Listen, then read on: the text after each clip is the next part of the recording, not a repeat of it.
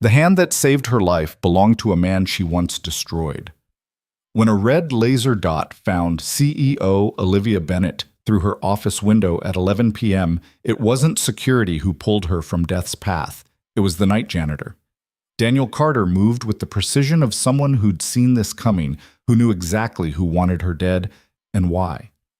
What Olivia didn't know yet was that 3 years ago, her signature had erased his entire world. Now, trapped in a building with a contract killer, she'd have to trust the one man who had every reason to let her die.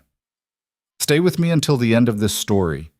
Hit that like button and drop a comment telling me what city you're watching from so I can see how far this tale travels. The coffee had gone cold 2 hours ago, but Olivia Bennett hadn't noticed. She never did on nights like this, nights when the quarterly reports demanded her complete attention, when shareholder expectations hung over her head like storm clouds ready to break. Her corner office on the 47th floor sat in near darkness, except for the glow of 3 monitors casting blue light across her face. Outside, the city sprawled beneath her in a grid of lights, each one representing someone else's life, someone else's problems. None of which were hers to carry. She'd sent her assistant home at 8, told security she'd lock up herself. It was easier this way. No interruptions, no concerned looks, no one asking if she needed anything. What she needed was silence and numbers that made sense. The cleaning crew would arrive soon. They always did around this time, moving through the executive floor like ghosts, careful not to disturb the few workaholics who stayed late. Olivia had learned to tune out the distant hum of vacuum cleaners, the soft click of trash bins being emptied. Background noise. Barely human. She stretched her neck, felt it crack, and reached for the coffee anyway. Cold or not, the caffeine was a ritual. Her hand stopped halfway to the cup. In her peripheral vision, something had changed. A small red dot, no bigger than a pinprick, dancing across the cream-colored wall to her left. Her mind, trained to spot anomalies in spreadsheets, caught it immediately. The dot moved in a slow arc, tracking across the wall, then drifted toward her desk. Toward her. Her breath caught. Every thriller movie she'd half-watched on lonely Sunday nights came flooding back. That wasn't a reflection. That wasn't a... The hand came from nowhere, clamping over her mouth with enough force to cut off the scream building in her throat. She felt herself yanked backward, her chair spinning as strong arms pulled her down, away from the window, away from the desk. Her body hit the floor hard. The air knocked from her lungs, but the hand never left her face. "Don't move. Don't make a sound." The voice was male, low, urgent, not threatening, warning. She tried to thrash, her mind screaming at her to fight, to run, but the grip was iron, professional, the kind of hold that knew exactly how much pressure to apply.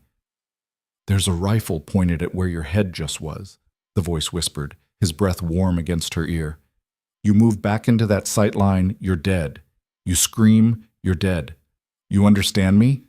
Her heart hammered so hard she thought it might crack a rib. The logical part of her brain, the part that had built a career on staying calm under pressure, tried to engage.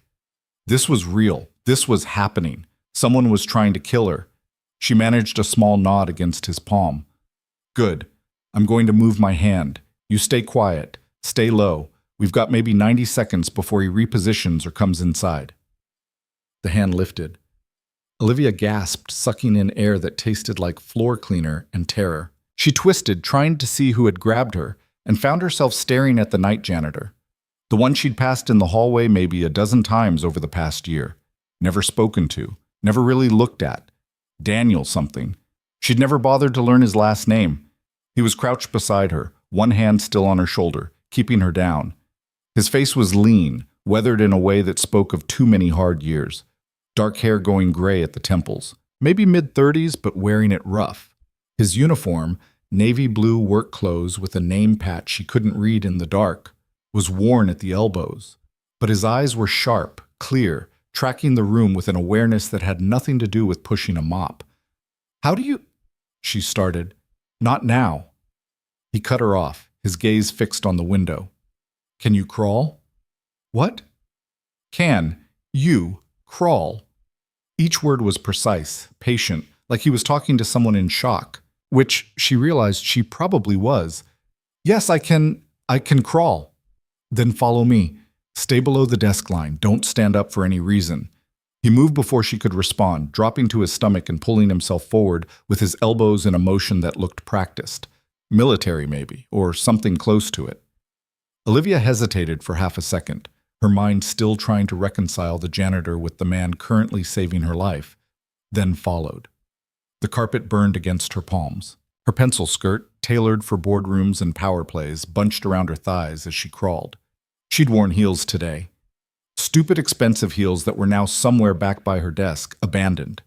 Daniel led her toward the door, taking an indirect path that kept furniture between them and the window. When they reached the threshold, he rose just enough to peer down the hallway, then pulled her up beside him. "Elevators are out," he said quietly. "Too exposed, too slow. Stairs are on the east side, same problem. He'll expect those." "Who will?" Olivia's voice came out shakier than she wanted. "Who's trying to kill me?" Daniel glanced at her, something unreadable flickering across his face. "Later. Right now, we need to move. I need to call security, the police.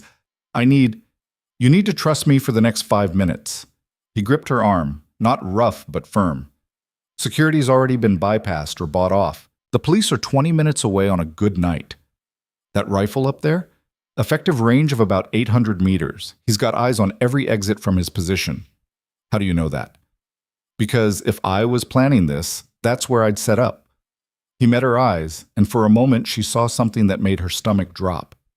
He wasn't guessing, he knew. "You coming, or you want to wait here and find out if I'm wrong?" Olivia's legs moved before her brain finished processing. He led her down the hallway at a crouch, keeping to the inner wall, away from any windows. The executive floor was laid out like a luxury hotel. Thick carpet, expensive art, glass walls that showed off the view, all of which made them sitting ducks. They passed the conference room where she'd fired 3 VPs last month, the break room where she'd never made her own coffee, the corner office that belonged to Marcus Chen, her CFO, who'd left hours ago with his perfect family to go home to his perfect house. Everything looked different in the dark, less powerful, more fragile. "Here!" Daniel stopped at an unmarked door she'd walked past 1,000 times. A maintenance closet, probably. He pulled a key ring from his belt, absurdly large, like something a medieval jailer would carry, and found the right key on the first try. The door opened onto a narrow corridor she hadn't known existed. Concrete walls, exposed pipes, the smell of dust and machinery, service access, the hidden skeleton that kept the gleaming tower running. "In." Daniel gestured her through, then followed, pulling the door shut behind them. The darkness was immediate and total. Olivia's breath came faster. Enclosed spaces. She'd never liked enclosed spaces. A flashlight clicked on, the beam cutting through the black. Daniel swept it across the corridor, checking corners she couldn't see. "Take those off." He pointed the light at her feet. "What?" "Your shoes. Take them off." "I'm not—" "They're going to get you killed." His voice was flat, factual. Heels echo on concrete. They slip on metal grates. They slow you down. "Take them off, or I leave you here." She wanted to argue, wanted to assert some control over a situation that had spiraled into madness. But the look on his face stopped her. He wasn't trying to humiliate her. He was trying to keep her alive. Olivia bent down, fingers fumbling with the delicate straps. Italian leather. $1,200. She left them in a pile against the wall. The concrete was cold against her feet, gritty, real in a way her office never was. "Put these on." Daniel was unlacing his work boots, old steel-toed things that looked like they'd walked through hell. "They're too big, but better than nothing." I can't wear your—" "You can and you will." He shoved them toward her, already down to his socks. "We've got a 1/4 mile to cover through maintenance shafts and service tunnels. You want to do it barefoot? Be my guest." She took the boots. They were warm from his feet, worn soft on the inside. She laced them tight, trying not to think about the fact that she was standing in a concrete tunnel, wearing a janitor's shoes, while someone with a rifle hunted for her. Daniel moved to a metal panel in the wall, using another key to unlock it. Behind the panel was a ladder leading down into darkness. "This connects to the old elevator shaft," he explained, his voice echoing slightly. "They decommissioned it 5 years ago when they upgraded the system. It'll get us down to the basement without being seen. How do you know all this? He paused, one hand on the ladder. I used to build these. Buildings like this one. Before...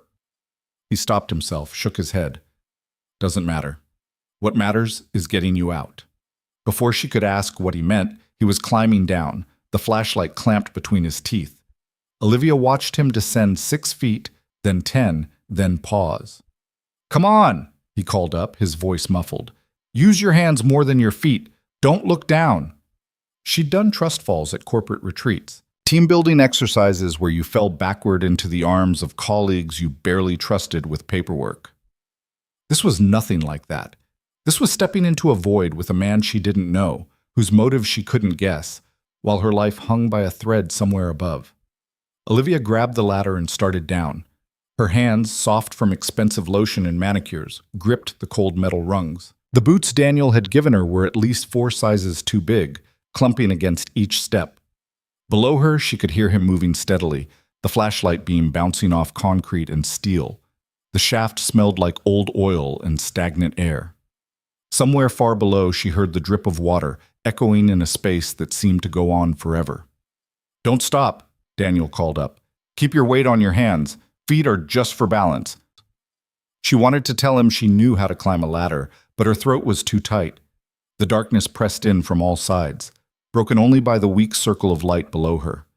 Her palms were already sweating. They descended for what felt like hours, but was probably 2 minutes. When Daniel finally said, "Stop here," Olivia's arms were shaking.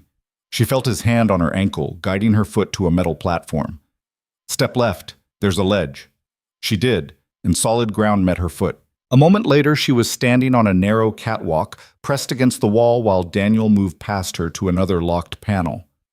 "Where are we?" Her voice bounced off the walls, coming back strange. Service level, 3 floors below ground. He worked the lock, swearing softly when it stuck. "This'll bring us out near the loading docks. There's a security door, but the camera's been broken for 6 months, and maintenance keeps putting off the fix." "You seem to know a lot about security failures." The lock clicked. Daniel pulled the panel open, revealing another corridor, this one with flickering fluorescent lights that made everything look diseased.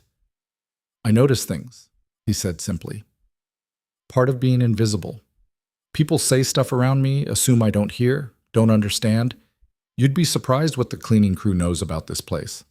He led her out onto the catwalk and along the corridor. The concrete here was stained with rust and old water damage.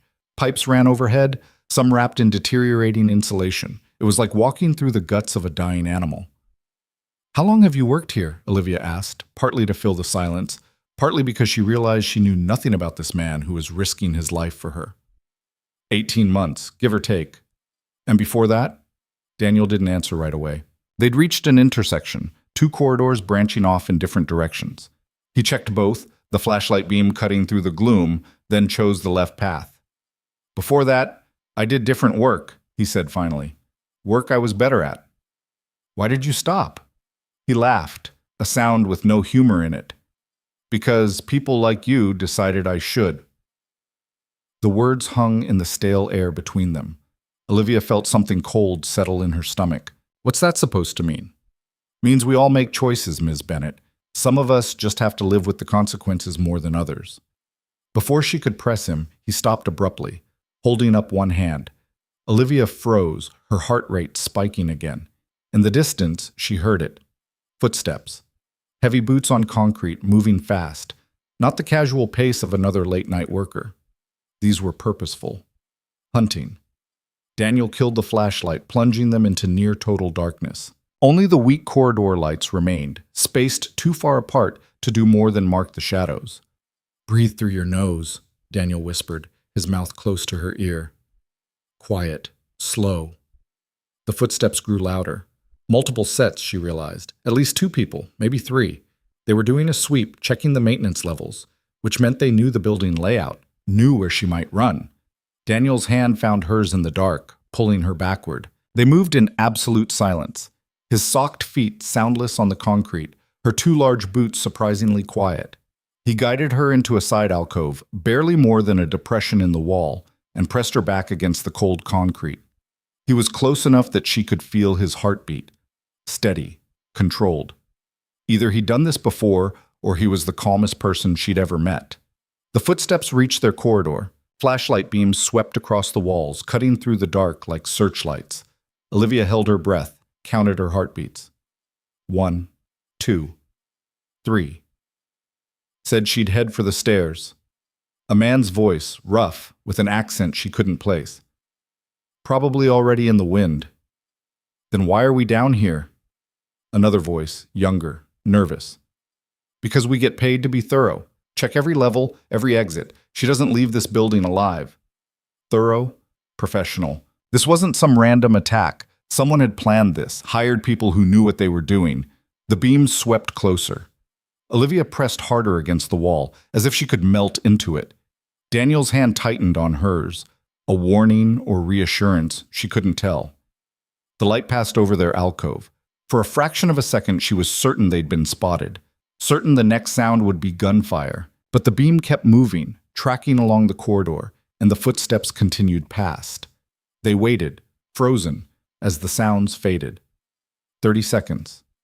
A minute. 2. Finally, Daniel moved, his hand releasing hers. They'll loop back, he breathed. We need to keep moving. They emerged from the alcove and continued down the corridor, moving faster now. The catwalk ended at a spiral staircase, old and narrow, that descended into deeper darkness. Where does this go? Olivia asked. Basement level 2. Old storage and utility, mostly abandoned. Daniel started down, testing each step before putting his full weight on it. There's a tunnel that runs under the street to the parking structure across the way. Maintenance access for the shared HVAC system. You're taking me to a parking garage? I'm taking you somewhere they won't expect. After that, he paused, glancing back at her. After that, you need to tell me who you've pissed off badly enough to hire professionals. I don't... Olivia stopped herself. The truth was, she probably had a list. In her position, you didn't make billion-dollar decisions without making enemies. But this? This level of violence? I don't know who specifically. Then start guessing. Because whoever this is, they've got resources, contacts, and a serious grudge. They reached the bottom of the spiral staircase, and Daniel led her through a door marked Authorized Personnel Only, into a vast, low-ceilinged space filled with hulking machinery. Boilers, she guessed, or climate control units. The air was warmer here, thick with the smell of heated metal and motor oil. Daniel wove between the machines with practiced ease, clearly familiar with the layout. Olivia struggled to keep up, the oversized boots threatening to trip her with every step. In here. He ducked into a narrow gap between two massive units, gesturing for her to follow. The space was barely wide enough for one person, let alone two. Olivia squeezed through sideways, feeling the heat radiating from the metal on both sides. Claustrophobia clawed at her throat again, but she pushed it down. They emerged into a small chamber, more of a utility closet really, with a workbench, some tools, and a door set into the far wall. Daniel went to the door, checking it, locked. Damn it. He rattled the handle, then stepped back, thinking. Can you pick it? Olivia asked. Not this kind. It's a magnetic lock. Needs a card or code. He ran his hand along the doorframe, feeling for something. Unless... His fingers found a small panel, partially hidden by grime and shadow. He pried it open with his thumbnail, revealing a numeric keypad. You know the code? Olivia asked. No, but I know who installed this system. Daniel's fingers hovered over the keys. And I know construction crews are lazy. They always... He punched in 4 numbers. Use the same default codes. The lock clicked. Green light. The door swung open onto a tunnel, round and low, lined with pipes and electrical conduits. Emergency lights cast everything in a sickly yellow glow. How did you... Olivia started. I told you, I used to build these. Daniel stepped into the tunnel, ducking slightly to avoid a low-hanging pipe. This whole tower, actually. Or I was supposed to. Before the contract got pulled.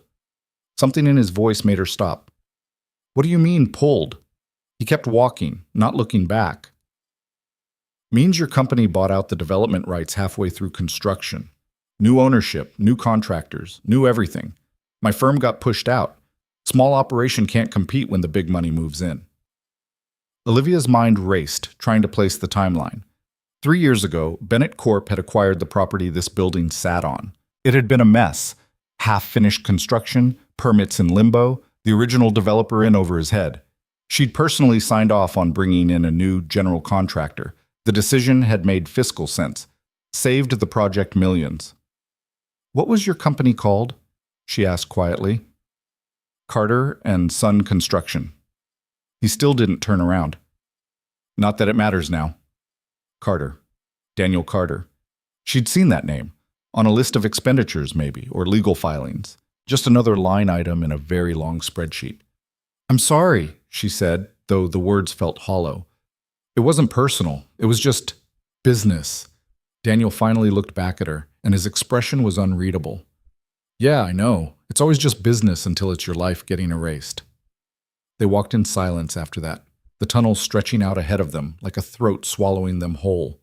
Olivia's feet hurt, her legs hurt, everything hurt. But more than the physical pain was the weight of what he'd said. Just business. How many times had she said that? Used it to justify a decision, to smooth over the human cost of efficiency? The thought sat in her chest like a stone. The tunnel ended at another door, this one unlocked. Daniel opened it carefully, checking beyond before waving her through. They emerged into what looked like a service elevator lobby. Grimy white tile, stuttering fluorescent lights, the smell of old coffee and cigarettes. A sign on the wall pointed toward parking levels 1 to 4. "Where now?" Olivia asked. "There's a service elevator that'll take us to street level. From there—" Daniel paused, listening. The distant sound of voices drifted down from somewhere above. More searchers, or the same ones, doubling back. "From there, we run," he finished. "Can you run in those boots?" "Do I have a choice?" "Not really." The service elevator was a battered metal cage that looked like it hadn't been inspected since the Cold War. Daniel pulled the gate closed and hit the button for the ground floor. The mechanism groaned to life, chains rattling as they began to rise. Olivia leaned against the wall, trying to catch her breath. Her mind spun in circles, trying to make sense of everything. The sniper, the searchers, Daniel's knowledge of the building, the fact that he'd saved her despite what she'd done to his company. "Why are you helping me?" she asked. Daniel stood with his arms crossed, watching the floors tick by on the ancient dial above the door. "Would you prefer I didn't?" "That's not an answer." "No, it's not." He glanced at her. "You want honesty? I don't know. Maybe because leaving someone to get shot isn't something I can do, no matter what they've done to me. Maybe because my daughter would be ashamed of me if I did. Maybe—" He stopped, shook his head. "Maybe I'm just stupid." "You have a daughter?" 7 years old, smart as hell, wants to be an engineer. Something softened in his face, just for a moment. "She's the reason I take this job, work nights, so I can see her during the day, help with homework, be there for—" The elevator lurched to a stop. Not at the ground floor, between floors. Daniel swore, jabbing the buttons. Nothing happened. The lights flickered, dimmed, then steadied. "Someone cut the power," he said quietly. "Can they get to us in here?" "If they know where to look." He moved to the gate, testing it. Still locked. "But this thing is designed to fail safe. Even without power, the emergency brake should—" A voice crackled from somewhere above them. A speaker, hidden in the ceiling. "Ms. Bennett." The voice was smooth, educated, almost friendly. "I know you can hear me. I'm going to make this very simple. You've made some people very unhappy. This can end quietly, or it can end messy. Your choice." Olivia's blood went cold. "Who are you?" "Someone with a job to do. Nothing personal, as you'd say." A pause. "Your friend there is making this complicated. Send him out, and this goes easier for both of you." Daniel looked at Olivia, then up at the speaker. "She's not going anywhere with you." A laugh. "The janitor playing hero. How touching. You know what they're paying me for this? Enough to retire. You really want to die for someone who ruined your life?" "How do you—" Daniel started. "I do my homework. Daniel Carter, failed business owner, dead wife, barely scraping by. She took everything from you, and here you are, saving her. It's almost poetic." Olivia felt the words like a punch. Dead wife. She looked at Daniel, saw the muscle working in his jaw, the careful blankness of his expression. Yeah, well, Daniel said, his voice tight.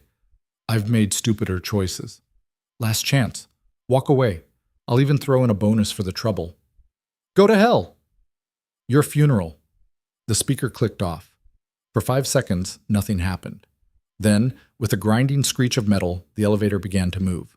Not up, down. He overrode the brake, Daniel said, moving to the control panel, yanking it open. He's going to crash us into the basement. Can you stop it? Not without power. Not without... His hands moved frantically through the wires. Hold on to something. Olivia grabbed the railing as the elevator picked up speed, the cable screaming, the walls of the shaft blurring past. 3 floors? 4. The ground coming up fast. Daniel gave up on the panel and moved to the gate, pulling something from his pocket. A multi-tool, the blade catching the flickering light. What are you doing? Olivia shouted over the noise. We're not going to stop, but we might survive if we're not in here when we hit. He jammed the blade into the lock mechanism, twisting, prying. Come here. When I say jump, you jump. Jump where? Out! The lock gave way. Daniel threw the gate open, and Olivia saw the shaft walls rushing past, the floors flying by. They were maybe 2 floors from the bottom. Now! Daniel grabbed her and leaped. They hit the wall of the shaft, Daniel's hands finding a service ladder Olivia hadn't seen. Her body slammed against the rungs, pain exploding through her ribs, but Daniel had her, one arm wrapped around her waist, his other hand locked on the ladder. Below them, the elevator hit bottom with a sound like the world ending. Metal screamed, glass shattered. The concussion wave punched up the shaft, hot and full of dust. They hung there, 3 feet above the wreckage, breathing hard. You okay? Daniel's voice was strained. No. Olivia's hands found the ladder, taking her own weight. But I'm alive. Good enough. They climbed down carefully, avoiding the wreckage. The elevator cage was crushed, folded in on itself like paper. If they'd still been inside... Olivia didn't finish the thought.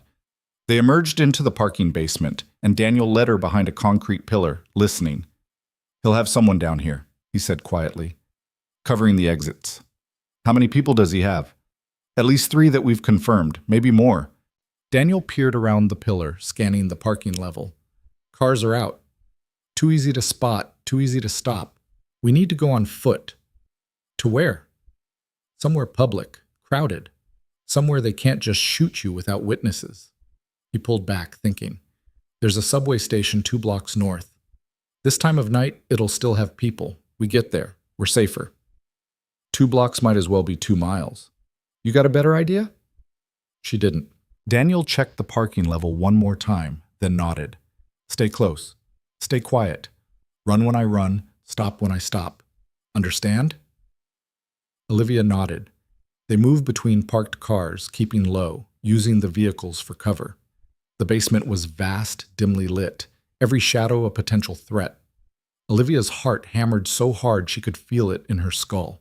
The exit ramp was ahead, leading up to street level. Almost there. A car engine roared to life somewhere behind them. Run!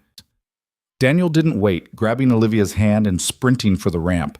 The car accelerated, tires screaming on the concrete. Olivia ran, the 2 big boots pounding against the ground, her lungs burning. The car was gaining, its headlights throwing their shadows long and distorted against the ramp. They burst out onto the street, and Daniel pulled her hard to the right, between 2 buildings into an alley. The car couldn't follow, screeching to a stop at the alley entrance. Doors opened. Footsteps. But Daniel was already moving, leading her through the alley, over a fence, through what looked like a restaurant's back delivery area. A cook smoking by the dumpster barely glanced at them. They came out on another street, this one with late-night traffic, pedestrians, life. Daniel slowed to a walk, pulling Olivia close like they were just another couple out for a late stroll. Don't look back, he murmured. Just walk. Her legs trembled. Her whole body trembled. But she walked. The subway entrance appeared ahead, bright lights and people descending into the earth.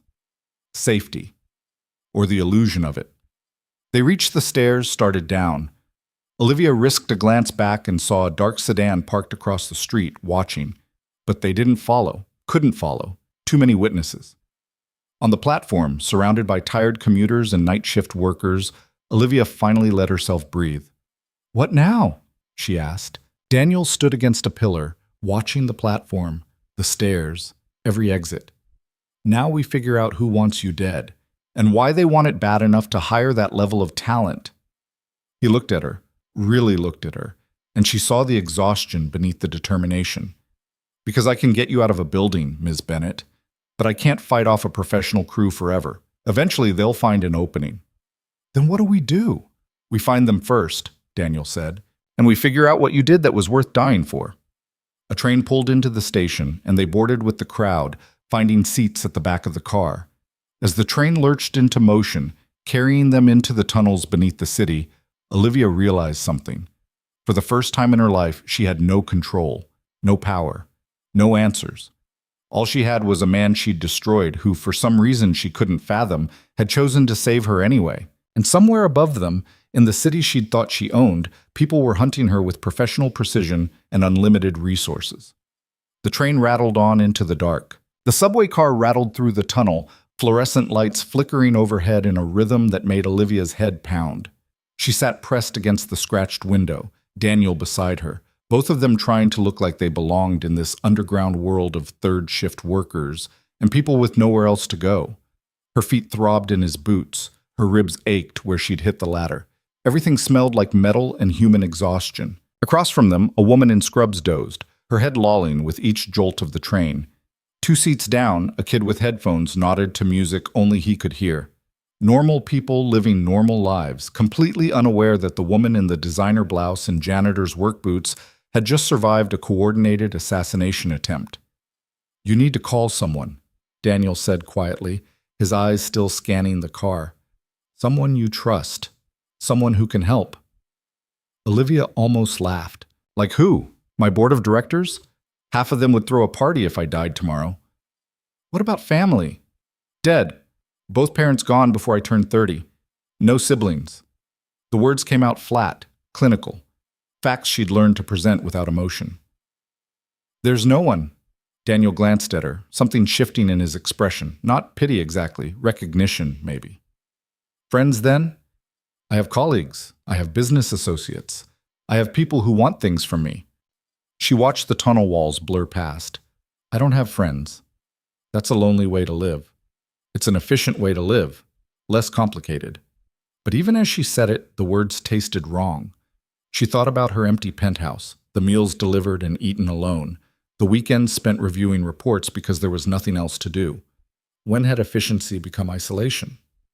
The train slowed, pulling into a station. Daniel tensed, ready to move, but the doors opened and closed with no threat. Just more tired people getting on, getting off, living their lives. "What about you?" Olivia asked as the train started moving again. "You said you have a daughter. Where is she?" "With my sister. Has been since—" He stopped, the sentence hanging unfinished. "Since I started working nights?" "And her mother?" Daniel's jaw tightened. "Not in the picture." The way he said it made Olivia remember what the voice in the elevator had said. Dead wife. She wanted to ask, wanted to understand this man who'd saved her life, but the wall he'd just put up was clear. "The guy on the speaker," she said instead. "He knew about you, about your business, your personal life. That's not normal for a hired gun." "No, it's not." Daniel's hand went to his pocket, pulling out a phone so old it still had physical buttons. "Which means whoever hired him gave him background, detailed background. They wanted him prepared for contingencies. Like you being there. Like anyone being there." He scrolled through something on the tiny screen. "Professional hits are planned down to the minute. They don't leave room for variables. The fact that he had intel on me means they mapped out everyone in that building tonight. Security guards, cleaning crew, late workers, everyone." The thought made Olivia's skin crawl. How long would that take? Weeks? Maybe longer. Daniel pocketed the phone. This wasn't a sudden decision. Someone's been planning this for a while. Olivia tried to think back through the last few months. The deals she'd closed, the companies she'd acquired, the people she'd displaced. There were always casualties in business. Always people who lost when she won. But this level of planning, this level of resources, I'm working on a merger, she said slowly. Vance Technologies. They've been fighting it for 6 months, filing injunctions, trying to block the acquisition. Their CEO, Richard Vance, he's desperate. His company's bleeding money, but he won't accept a buyout, won't even negotiate. Desperate enough to hire a kill team? I don't know, maybe? Olivia pressed her fingers against her temples. He's called me things in depositions that would make a sailor blush, threatened to destroy my reputation, but actually killing me. That's insane. You'd be surprised what people do when they're backed into a corner. Daniel stood as the train began to slow again. This is our stop. They exited onto a platform that looked identical to the last one. Same grimy tiles, same flickering lights, same smell of old coffee and urban decay. Daniel led her up the stairs to street level, emerging in a part of the city Olivia barely recognized. Pawn shops and check-cashing places. Bars with blacked-out windows. The kind of neighborhood where people minded their business. Where are we going? She asked. Somewhere they won't look. He turned down a side street, moving with purpose. I've got a place. Not much, but it's safe. Your apartment? No, somewhere else, somewhere nobody knows about. He glanced at her. You're going to have to trust me. Olivia wanted to argue that she didn't trust anyone, that trusting people was how you got stabbed in the back. But she'd already trusted him with her life a dozen times tonight. What was once more? They walked for 15 minutes, Daniel taking random turns, doubling back occasionally, making sure they weren't followed. Finally, he stopped in front of a building that might have been a warehouse once. Now it looked abandoned, windows boarded up, graffiti covering the lower floors. You're kidding, Olivia said. You want the Ritz? Call them and see how long you last. Daniel went to a side door hidden behind a dumpster, producing yet another key from his massive ring. This is better than it looks. The door opened onto a stairwell that actually looked maintained. The walls were clean, the steps solid. They climbed to the third floor where Daniel unlocked another door. The space beyond was a studio apartment, small but clean. A bed in one corner, a kitchenette along one wall, a table with 2 chairs. The windows were covered with heavy curtains. A bookshelf overflowed with engineering texts and children's books. A child's drawing was taped to the refrigerator. A stick figure, family holding hands. This is yours? Olivia asked. Was. Daniel locked the door behind them, engaging 3 separate deadbolts. Bought it before. Was going to fix it up, flip it maybe. Never got around to selling after everything fell apart. He moved to the kitchenette, filling a kettle with water. Sometimes I come here when I need to think. Emma doesn't know about it. Emma's your daughter? Yeah. He lit the stove, an actual gas range that looked older than Olivia. She's staying with my sister tonight, probably asleep by now. Safe. The word safe hung in the air between them. Olivia lowered herself onto one of the chairs, her body finally registering how exhausted it was. Every muscle ached. Her feet were bleeding inside the boots. Her hands were scratched and dirty. She looked like hell, probably smelled worse. There's a bathroom through there, Daniel said, nodding to a door. Shower works. There's some clothes in the dresser if you want to change. Probably too big, but better than... He gestured at her torn blouse, her ruined skirt.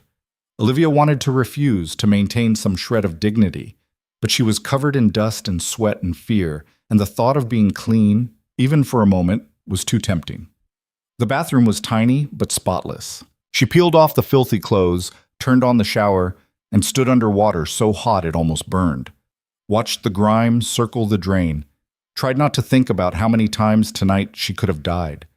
In the mirror afterward, she barely recognized herself, hair plastered to her head, bruises already forming on her ribs, her arms. Without makeup, without the armor of her professional appearance, she looked young, vulnerable, human. The dresser had men's clothes, old work shirts and jeans. She found the smallest sizes, rolling up sleeves and cuffs. Everything hung on her, but it was clean and it was warm and it would do. When she emerged, Daniel had made tea. Actual tea in mismatched mugs, steam rising in the dim light of a single lamp. Better? He asked. Different. She took the mug he offered, cradling it in her hands. The warmth felt good, real. Thank you. They sat across from each other at the small table, the silence stretching out. Outside, the city hummed its endless song. Inside, they were suspended in a pocket of stillness that couldn't last. "You need to tell me everything," Daniel said finally. "Every deal you've made in the last year, every person you've crossed, every enemy you might have." "That could take all night." "We've got all night." So Olivia talked about the Vance Technologies merger, about a hostile takeover of a pharmaceutical company whose CEO had vowed revenge, about a real estate deal that displaced hundreds of small businesses, about board members she'd outmaneuvered, investors she'd frozen out, competitors she'd crushed. The list was long, too long. "You don't pull punches," Daniel said when she finished. "I don't apologize for being good at my job." "Didn't ask you to." He sipped his tea, thinking, "But somewhere in that list is someone who decided you needed to die. We need to narrow it down." "How?" "By thinking like them. Who's got the most to lose if you're alive? Who's got the resources to hire professionals? Who's desperate enough to risk everything?" Olivia ran through the names again in her mind. Vance was desperate, but was he that desperate? The pharmaceutical CEO was angry, but he'd moved on to another company. The displaced business owners didn't have the money for this kind of operation. "Wait," she said slowly. "There's one other thing. I've been working on something else, something bigger." "How much bigger?" "A government contract, defense sector. My company's been bidding against Meridian Defense for a 10-year, multi-billion-dollar deal. We're about to win. The announcement's supposed to come next week." Daniel set down his mug. "Who runs Meridian?" "A guy named Thomas Shaw." "Ex-military, connected as hell. His company's built its entire business model on that one contract. If we take it, Meridian goes under. Thousands of jobs lost, shareholders wiped out. Shaw loses everything." "That's motive." "But Shaw's legitimate. He's got senators on speed dial, generals at his retirement parties.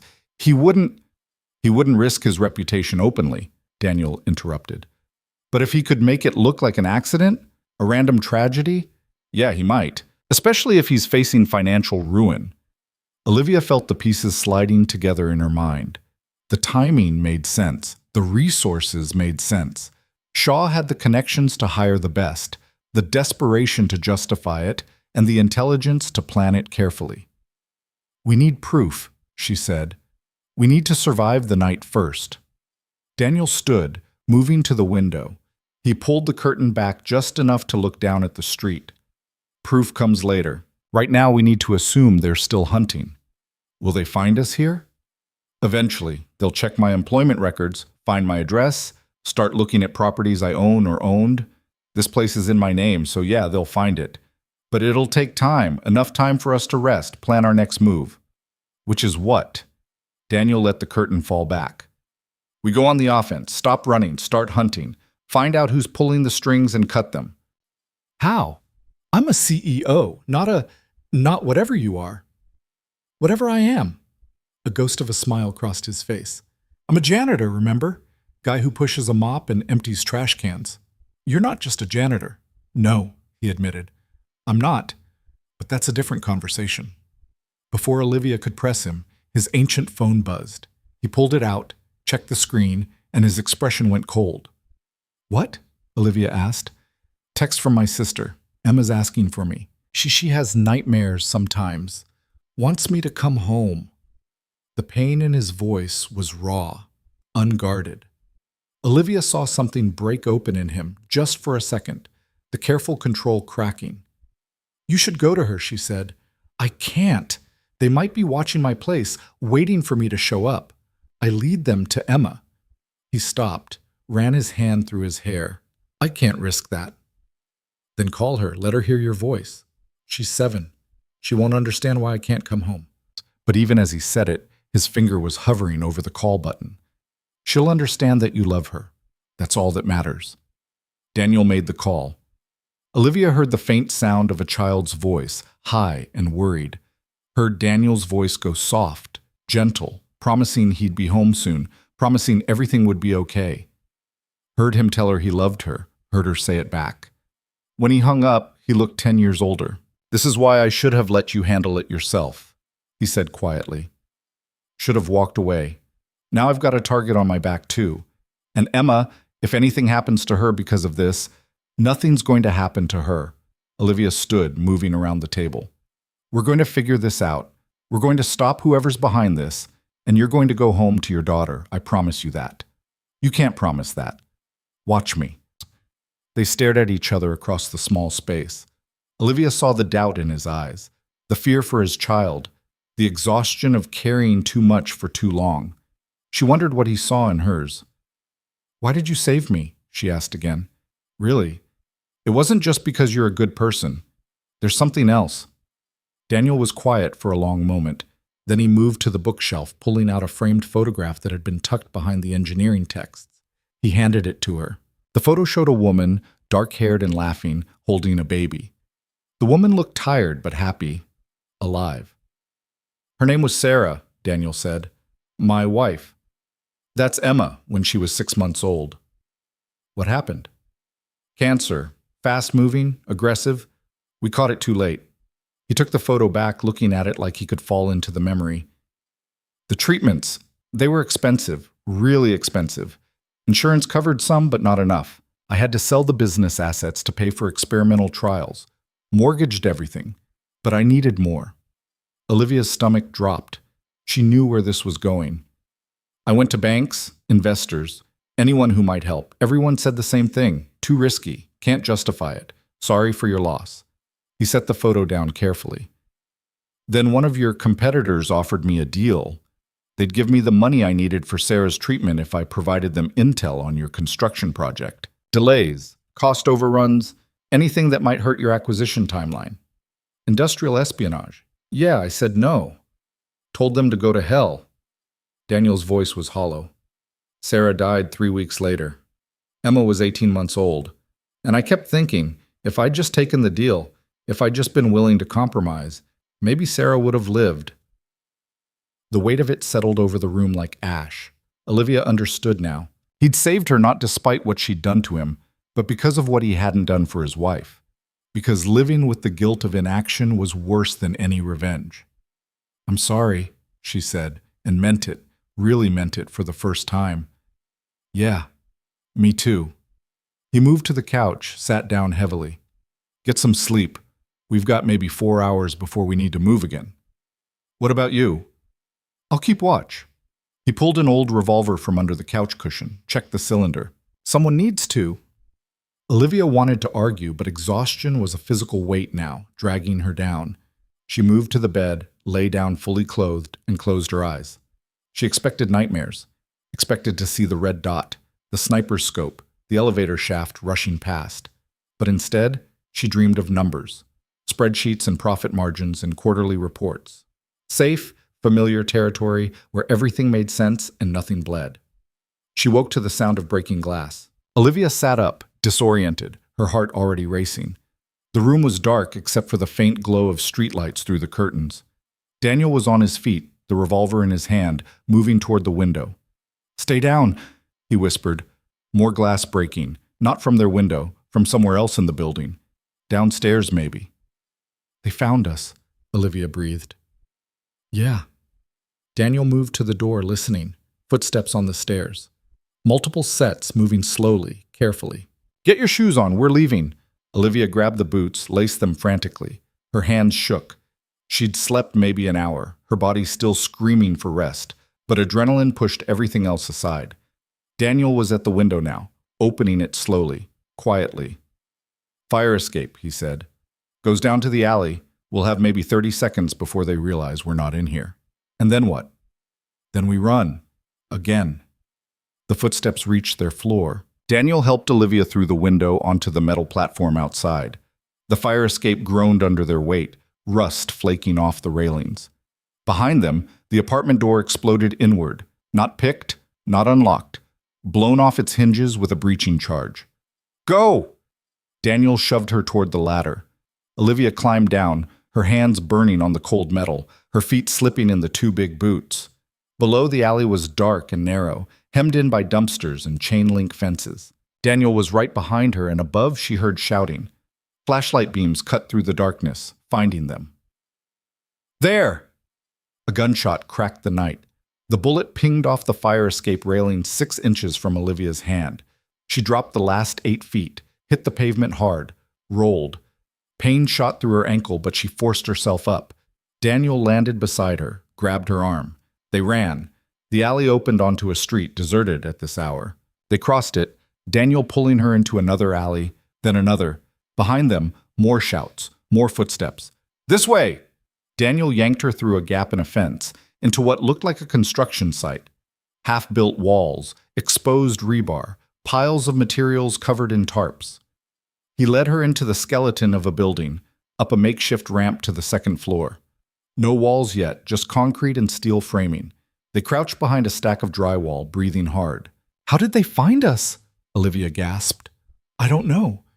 Either they moved faster than I thought, or—" Daniel stopped, pulled out his phone, stared at it. "Or they're tracking this." "Your phone?" "Must have flagged my number when I called my sister, used it to triangulate." He powered it off, threw it as hard as he could into the darkness. "Doesn't matter now. They know where we are." Footsteps echoed from below. At least 3 people moving through the construction site, spreading out to search. Daniel checked his revolver. 6 rounds. Not nearly enough. "We can't fight them," Olivia whispered. "No, but we can even the odds." He pointed to a stack of concrete blocks balanced precariously near the edge of the floor. "See that? You want to drop it on them? Unless you've got a better idea."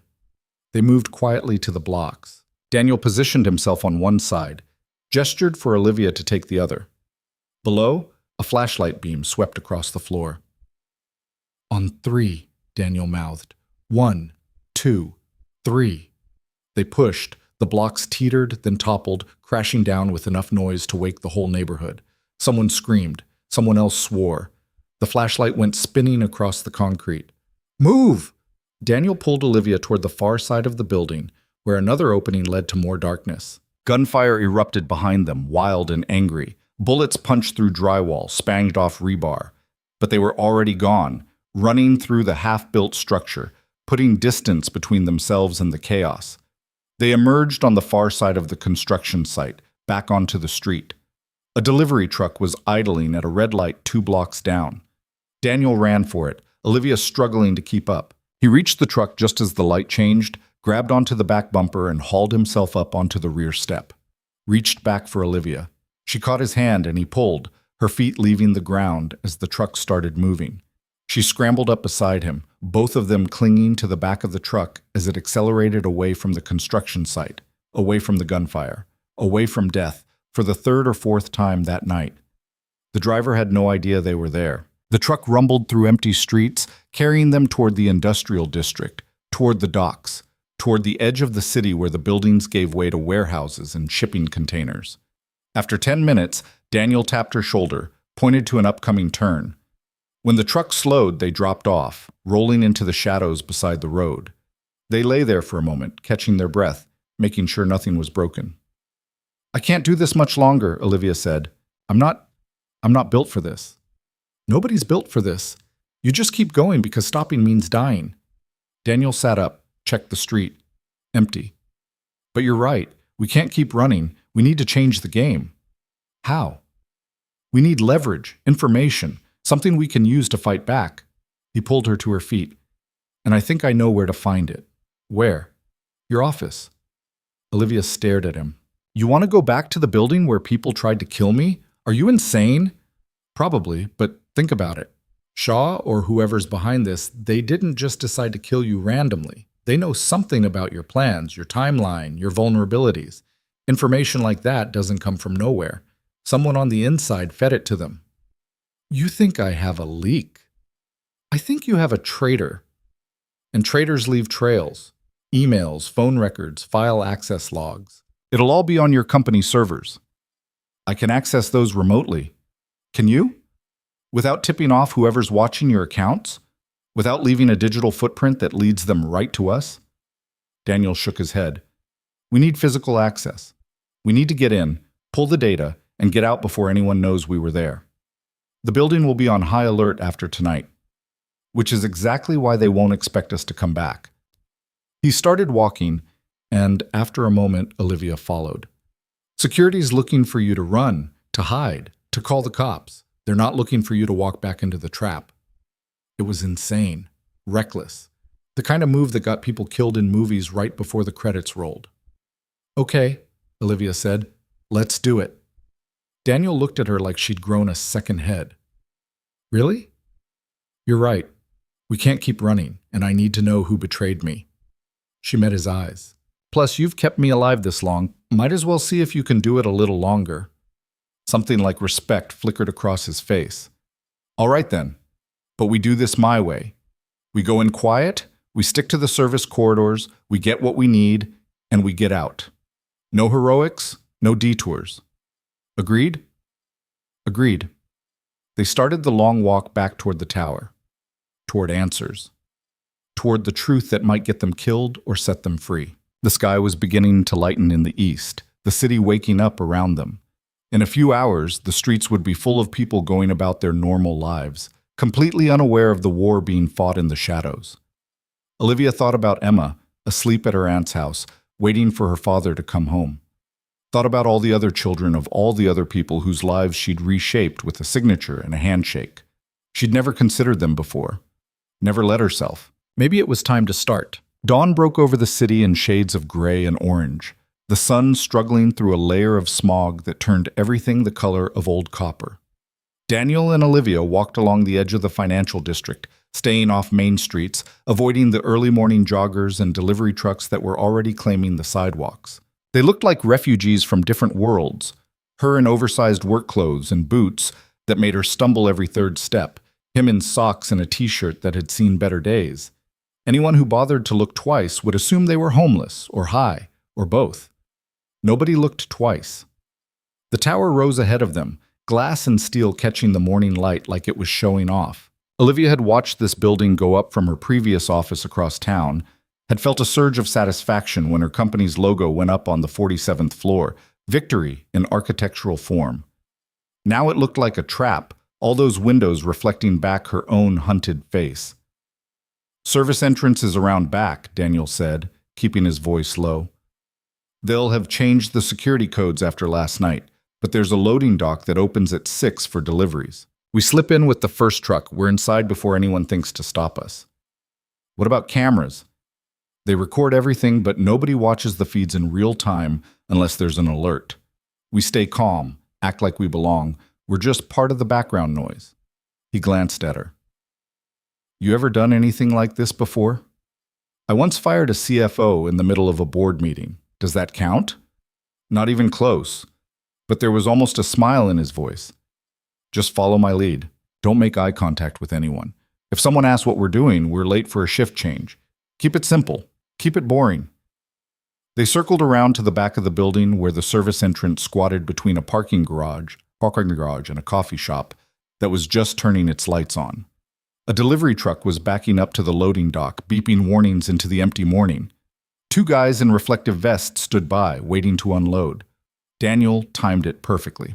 They walked up just as the truck's rear door rolled open, blending in with the workers, moving like they'd done this 100 times. One of the vest guys gave them a look but didn't say anything. Early morning, everyone exhausted, nobody getting paid enough to care. Inside the loading dock, boxes and crates were stacked against the walls. The smell of cardboard and diesel fuel. A freight elevator stood open at the far end, its operator leaning against the wall, half asleep with a coffee in his hand. They walked past him toward the service stairs. Still, nobody stopped them. The building was waking up around them, systems coming online, people arriving for their shifts, but they were ghosts moving through the machinery. Your office is on 47, Daniel said as they climbed. We can't use the main elevator, can't risk running into anyone who knows you. We take the service route all the way up. That's 47 floors. You got a better cardio plan? Olivia's legs were already burning by the 10th floor. Her ankle, which she'd twisted jumping from the fire escape, sent sharp protests up her calf with every step. But Daniel set a steady pace and didn't look back, so she gritted her teeth and kept climbing. Around floor 15, she had to stop, leaning against the concrete wall while her lungs tried to remember how to work. Daniel waited without comment, scanning the stairwell above and below them. I'm slowing you down, she managed. You're doing fine. Most people would have quit by now. Most people wouldn't be stupid enough to break into a building where someone tried to kill them. True. He handed her a bottle of water that had materialized from somewhere. But you're not most people. She drank. the water tasting like plastic and salvation. What was it like? Your construction company, before everything fell apart. Daniel looked at her for a moment, like he was deciding whether to answer. It was good, small, but growing. Me and my dad started it when I got out of the service. He died the second year, heart attack, but we'd already built a reputation. Quality work, on time, under budget. People trusted us. You were military? Marines, 4 years, 2 deployments. Learned a lot about how to build things and how to blow them up. He took the water back, had a drink himself. Came home thinking I'd use the first part more than the second. Turns out life doesn't care what you plan. They started climbing again. 20th floor, 25th. Olivia's entire world narrowed to the next step and the one after that. Her designer life, her corner office, her carefully constructed empire. All of it felt like someone else's dream. What happened after Sarah died, she asked, because talking kept her moving and she wanted to understand him. Sold everything that was left. Paid off the medical debt, what little I could. Moved Emma in with my sister for a while because I couldn't take care of her and work enough to keep food on the table. His voice was flat, reciting facts. Took whatever jobs I could find, construction, delivery, security. Nothing lasted. Either I'd miss too much time dealing with Emma's needs, or the company would go under, or I'd mouth off to the wrong person. Eventually ended up as a janitor because night shifts paid more and let me be there during the day. That must have been hard, going from business owner to the help? He stopped on a landing, looked at her. Yeah, it was. Every night I pushed that mop past offices like yours. I thought about how I used to have a desk, used to have people who answered to me, used to matter. He started climbing again. But then I'd go home and see Emma in the morning, help her with her math homework, make her breakfast, and that mattered more. So I stopped caring about the rest. They reached the 40th floor and Daniel paused, listening at the door. Voices on the other side, faint and distant. He waited until they faded, then continued up. Almost there, he said. When we get to your floor, stay in the stairwell while I check if it's clear. Your office is which direction from the service entrance? East wing, corner office overlooking the harbor. Of course it is. He almost smiled. Big windows, lots of exposure, great for snipers. I didn't pick it for tactical reasons. No, you picked it because it screams power, because everyone who visits has to walk past all those windows and feel small. He wasn't accusing, just stating facts.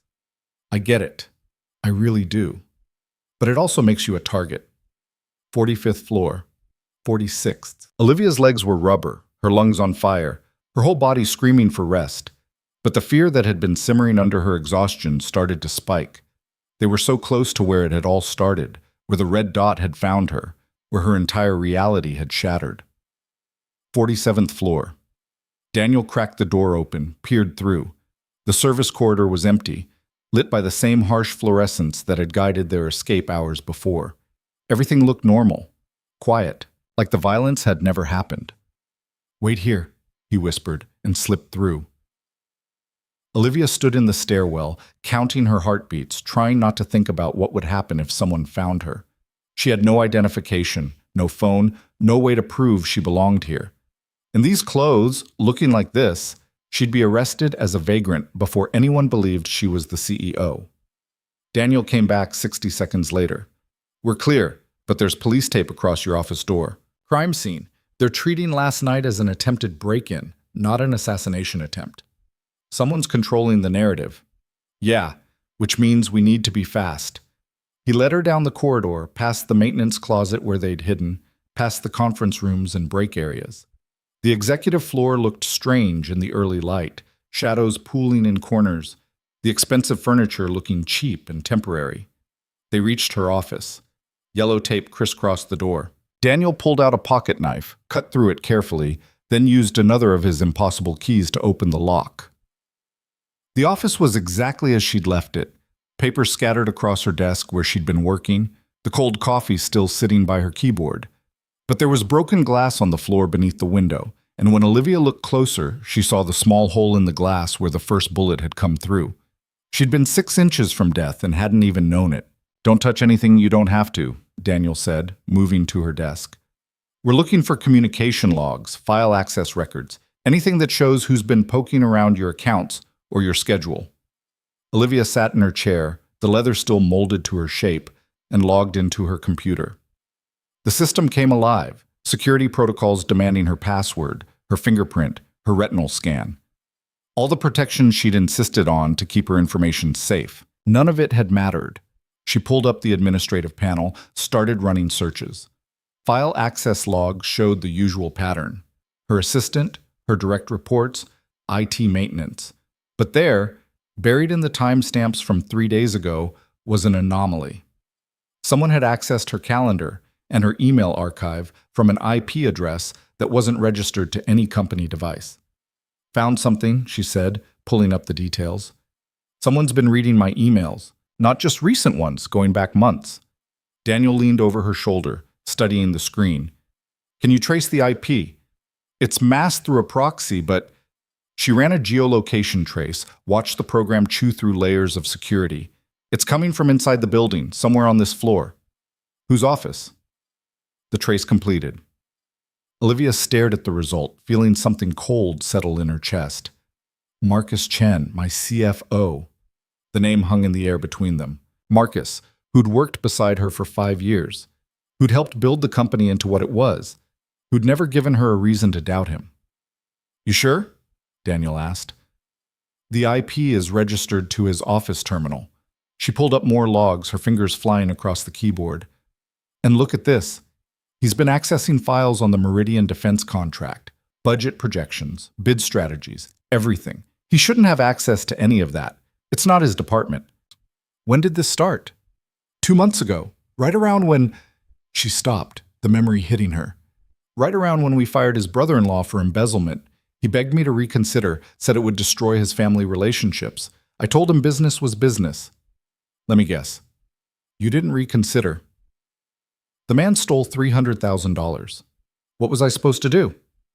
Daniel didn't answer. He was looking at something on her desk, a framed photo she kept facing away from visitors. The picture showed her parents, young and smiling, standing in front of a small grocery store. Where's this? He asked. My parents' first business, before they built the chain, before the money. They started with one store and a dream. She heard the bitterness in her own voice. They worked themselves to death building it. Heart attack for dad, stroke for mom, all that sacrifice so I could have opportunities they never did. And you've been trying to prove it was worth it ever since. The words cut deeper than she expected. I've been trying to build something that lasts, something that matters. At what cost? Before she could answer, they heard it. Footsteps in the corridor, not the soft tread of a janitor or the quick clip of an early arrival. These were deliberate, multiple sets, moving with purpose. Daniel's hand went to the revolver tucked in his waistband. How many exits? Just the main door and the window. Great. He moved to the door, looked through the frosted glass. 3 of them, armed, coming this way. Olivia's hands were shaking as she ejected the USB drive where she'd been downloading the evidence. We need to get out. No kidding. Daniel scanned the office, looking for options. His eyes landed on the ceiling. Air vent. Can you fit? I don't know, I've never tried to crawl through an air vent before. First time for everything. He grabbed her desk chair, rolled it under the vent, and started unscrewing the cover with his pocket knife. Come on, move. Olivia climbed onto the chair, wobbled in the 2 big boots. Daniel got the cover off and boosted her up. The vent was narrow, barely wide enough for her shoulders, and dark as a grave. Go straight, then take the first left, he whispered urgently. It'll bring you to the server room. There's an access panel in there, drops into the maintenance corridor. What about you? I'll lead them away, buy you time. He was already moving toward the window, the one with the bullet hole. Go, now. Daniel, go! She went, pulling herself into the vent as the office door burst open behind her. She heard shouting, heard Daniel's voice saying something about being lost, looking for a bathroom. Heard the skepticism in the response. Then she heard the gunshot. Olivia bit down on her scream, kept crawling. The metal duct was freezing, her hands slipping on the smooth surface. She couldn't see anything, could barely move, the walls pressing in from all sides. Behind her, more shouting. Another gunshot, this one closer. She found the left turn, squeezed around the corner. Her shoulders scraped metal, her ribs screaming where she'd hit the ladder hours before. But she kept going, kept crawling, because stopping meant dying, and Daniel had bought her this chance with, "Don't think about it, just move."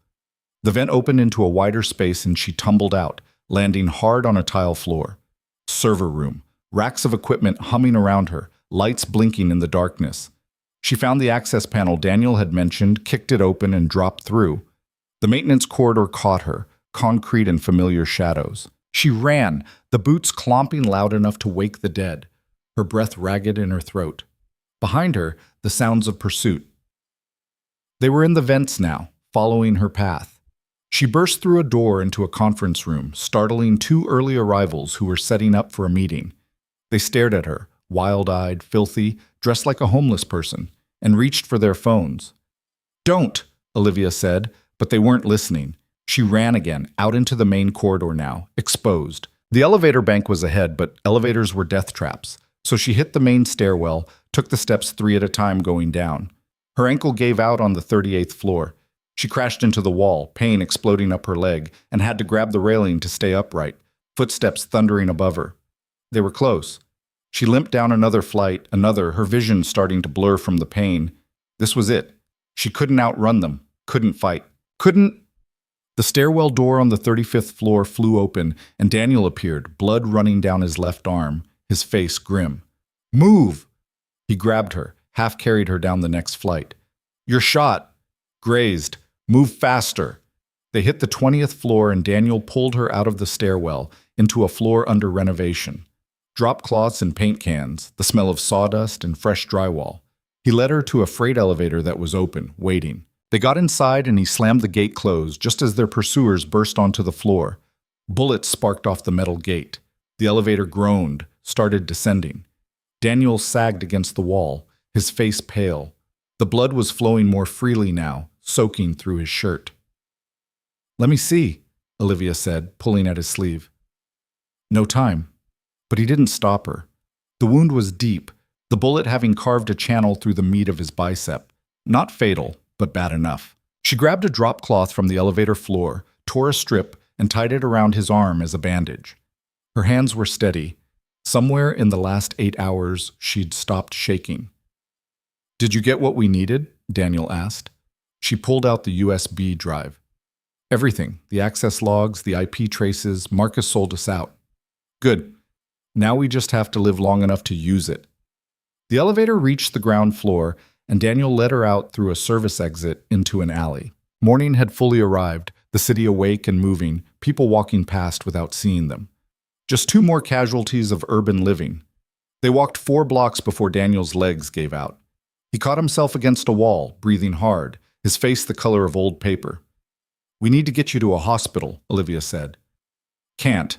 They'll be watching hospitals, clinics, anywhere you might go for help." "You're bleeding."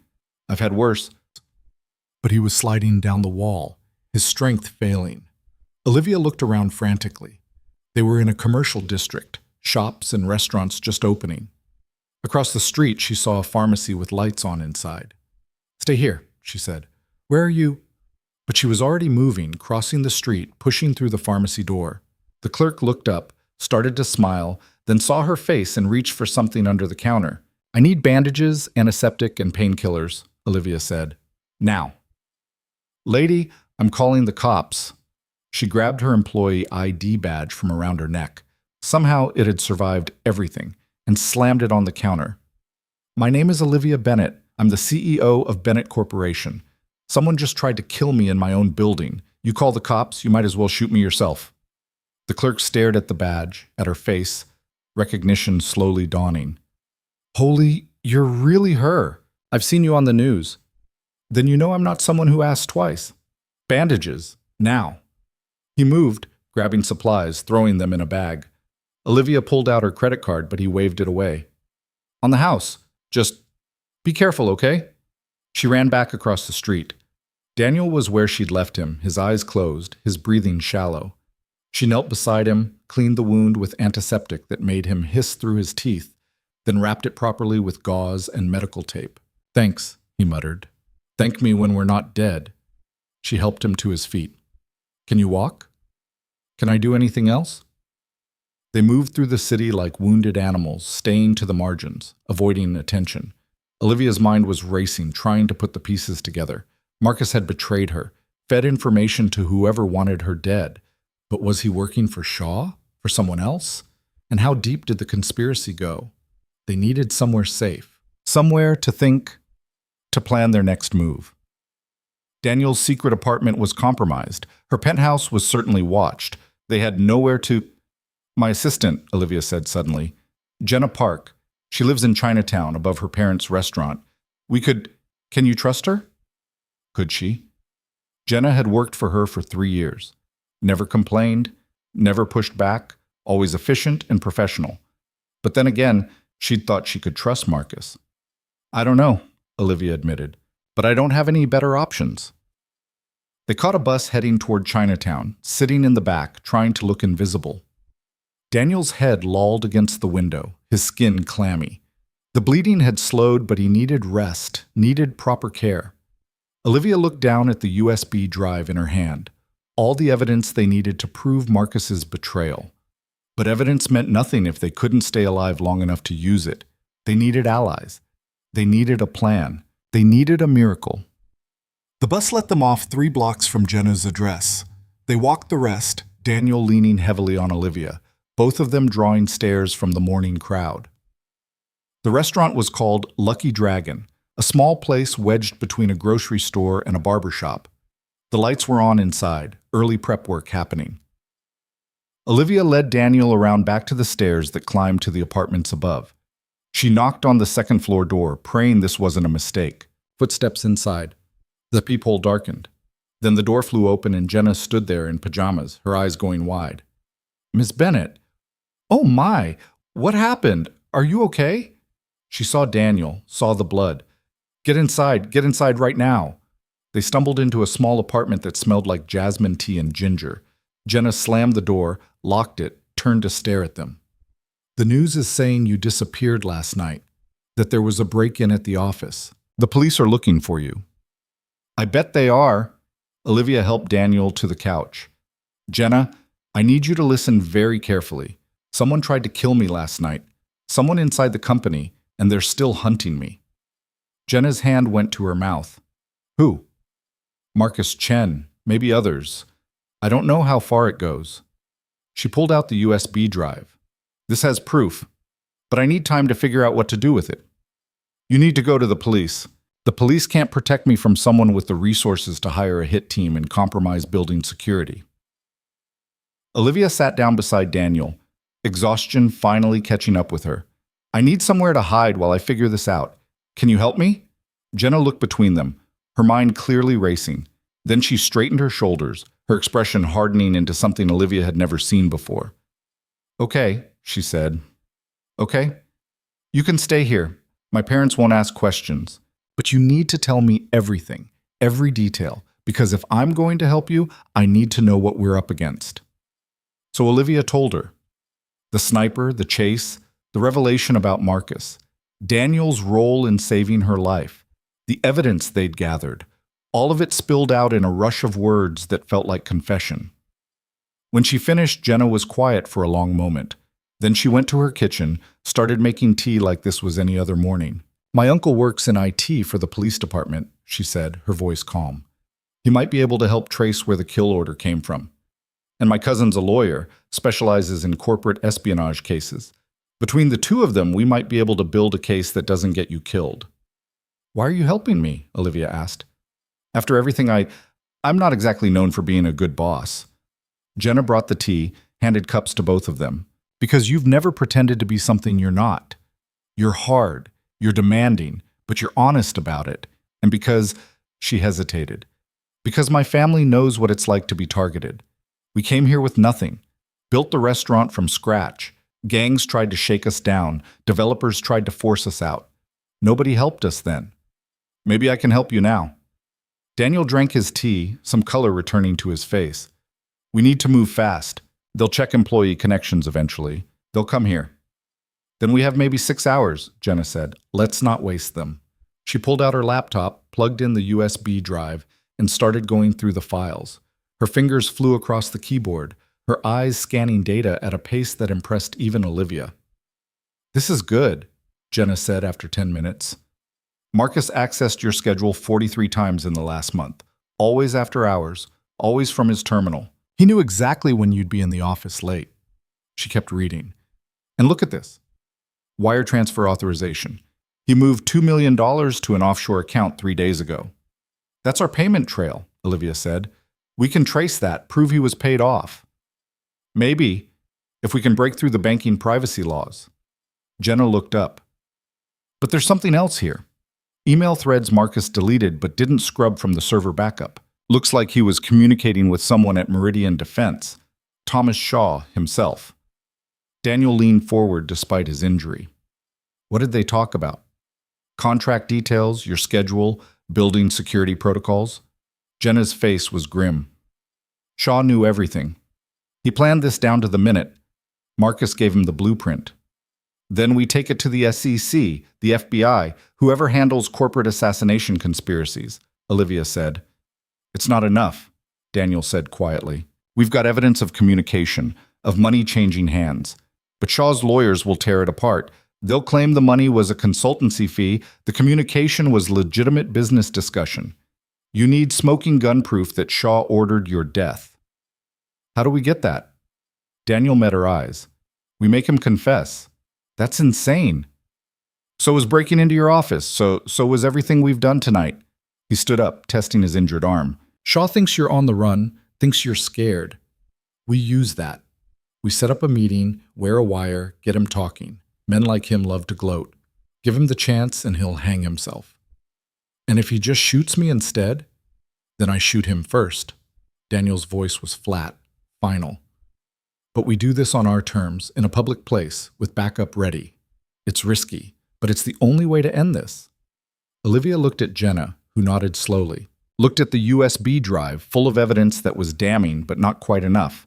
Looked at Daniel, wounded and exhausted, but still standing, still fighting for her, even though she'd given him every reason not to. Okay, she said. Let's burn it all down. Jenna's cousin arrived 90 minutes later with equipment that looked like it belonged in a spy movie. Kevin Park was barely 30, wearing a rumpled suit and carrying a messenger bag that clinked with electronics. He took one look at Olivia and Daniel and whistled low. You two look like you went through a meat grinder, he said, setting his bag on the kitchen table. Jenna filled me in on the basics. Corporate espionage, assassination attempt, inside job, fun stuff. Can you help us or not? Olivia asked. She'd cleaned up in Jenna's bathroom, borrowed clothes that almost fit, but she still felt like something dragged behind a truck. Can I help? Lady, this is what I live for. Kevin pulled out what looked like a phone, but smaller, thinner. Recording device. Voice activated, 16-hour battery. Transmits to a backup server in real time. You wear this, everything Shaw says gets documented and stored where his lawyers can't touch it. How do we get him to meet with me? Olivia took the device, turning it over in her hands. He thinks I'm either dead or running for my life. We use Marcus, Daniel said from the couch. He'd refused to lie down, insisted on staying alert despite the blood loss and exhaustion. We make him think you want a deal, that you're willing to sell him the defense contract in exchange for your life.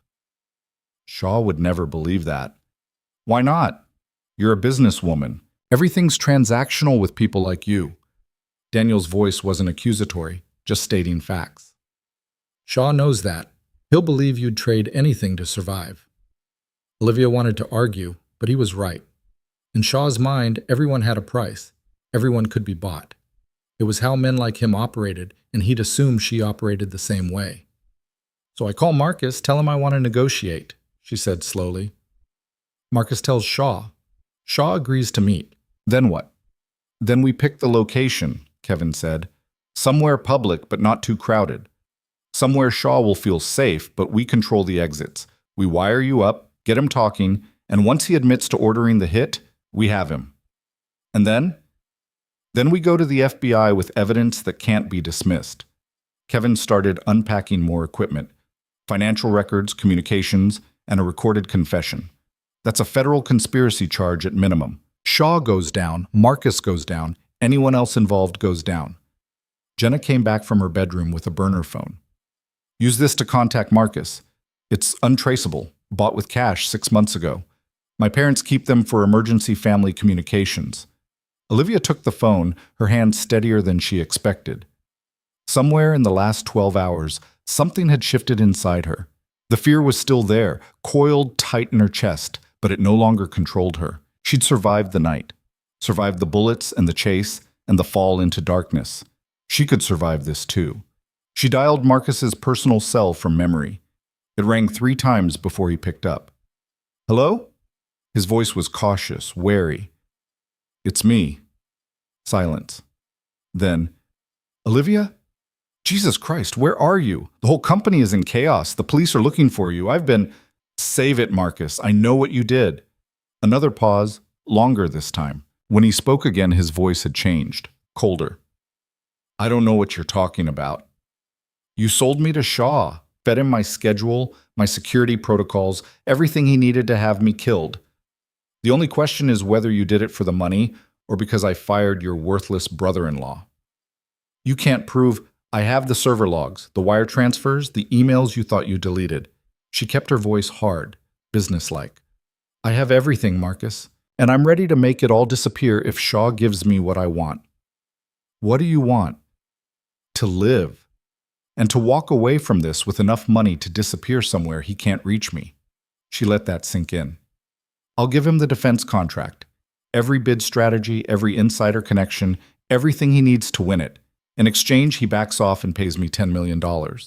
Marcus laughed, but it was forced. "You think Shaw's going to negotiate with you? After everything?" "I think Shaw's a businessman like me. He knows the value of what I'm offering, and he knows that if I go to the authorities, he goes down too. Mutually assured destruction isn't good for anyone." Olivia kept her voice level. "Set up the meeting, somewhere public. Today, before I change my mind or the FBI finds me first. I'll need to talk to him. You do that.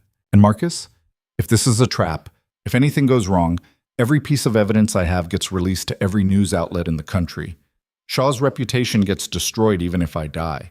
Make sure he understands that." She hung up before he could respond.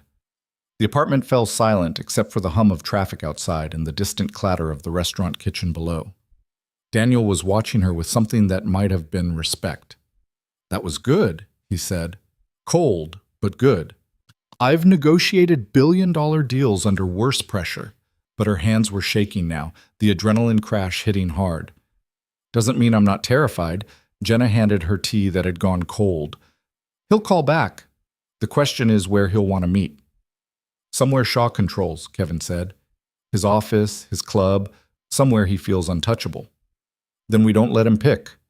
Daniel stood up, testing his balance. The bandage on his arm had bled through, a red stain spreading across the white gauze. "We pick the location and force him to accept it. Someplace that gives us an advantage." "Like where?" Daniel moved to the window, looking out at the street below. "The harbor. Memorial Park. Near the old ferry terminal. It's public, plenty of witnesses, but also open enough that we can see anyone coming. Hard to set up an ambush without being obvious." "Shaw will bring security," Olivia said. "Let him. As long as he shows up and starts talking, we get what we need."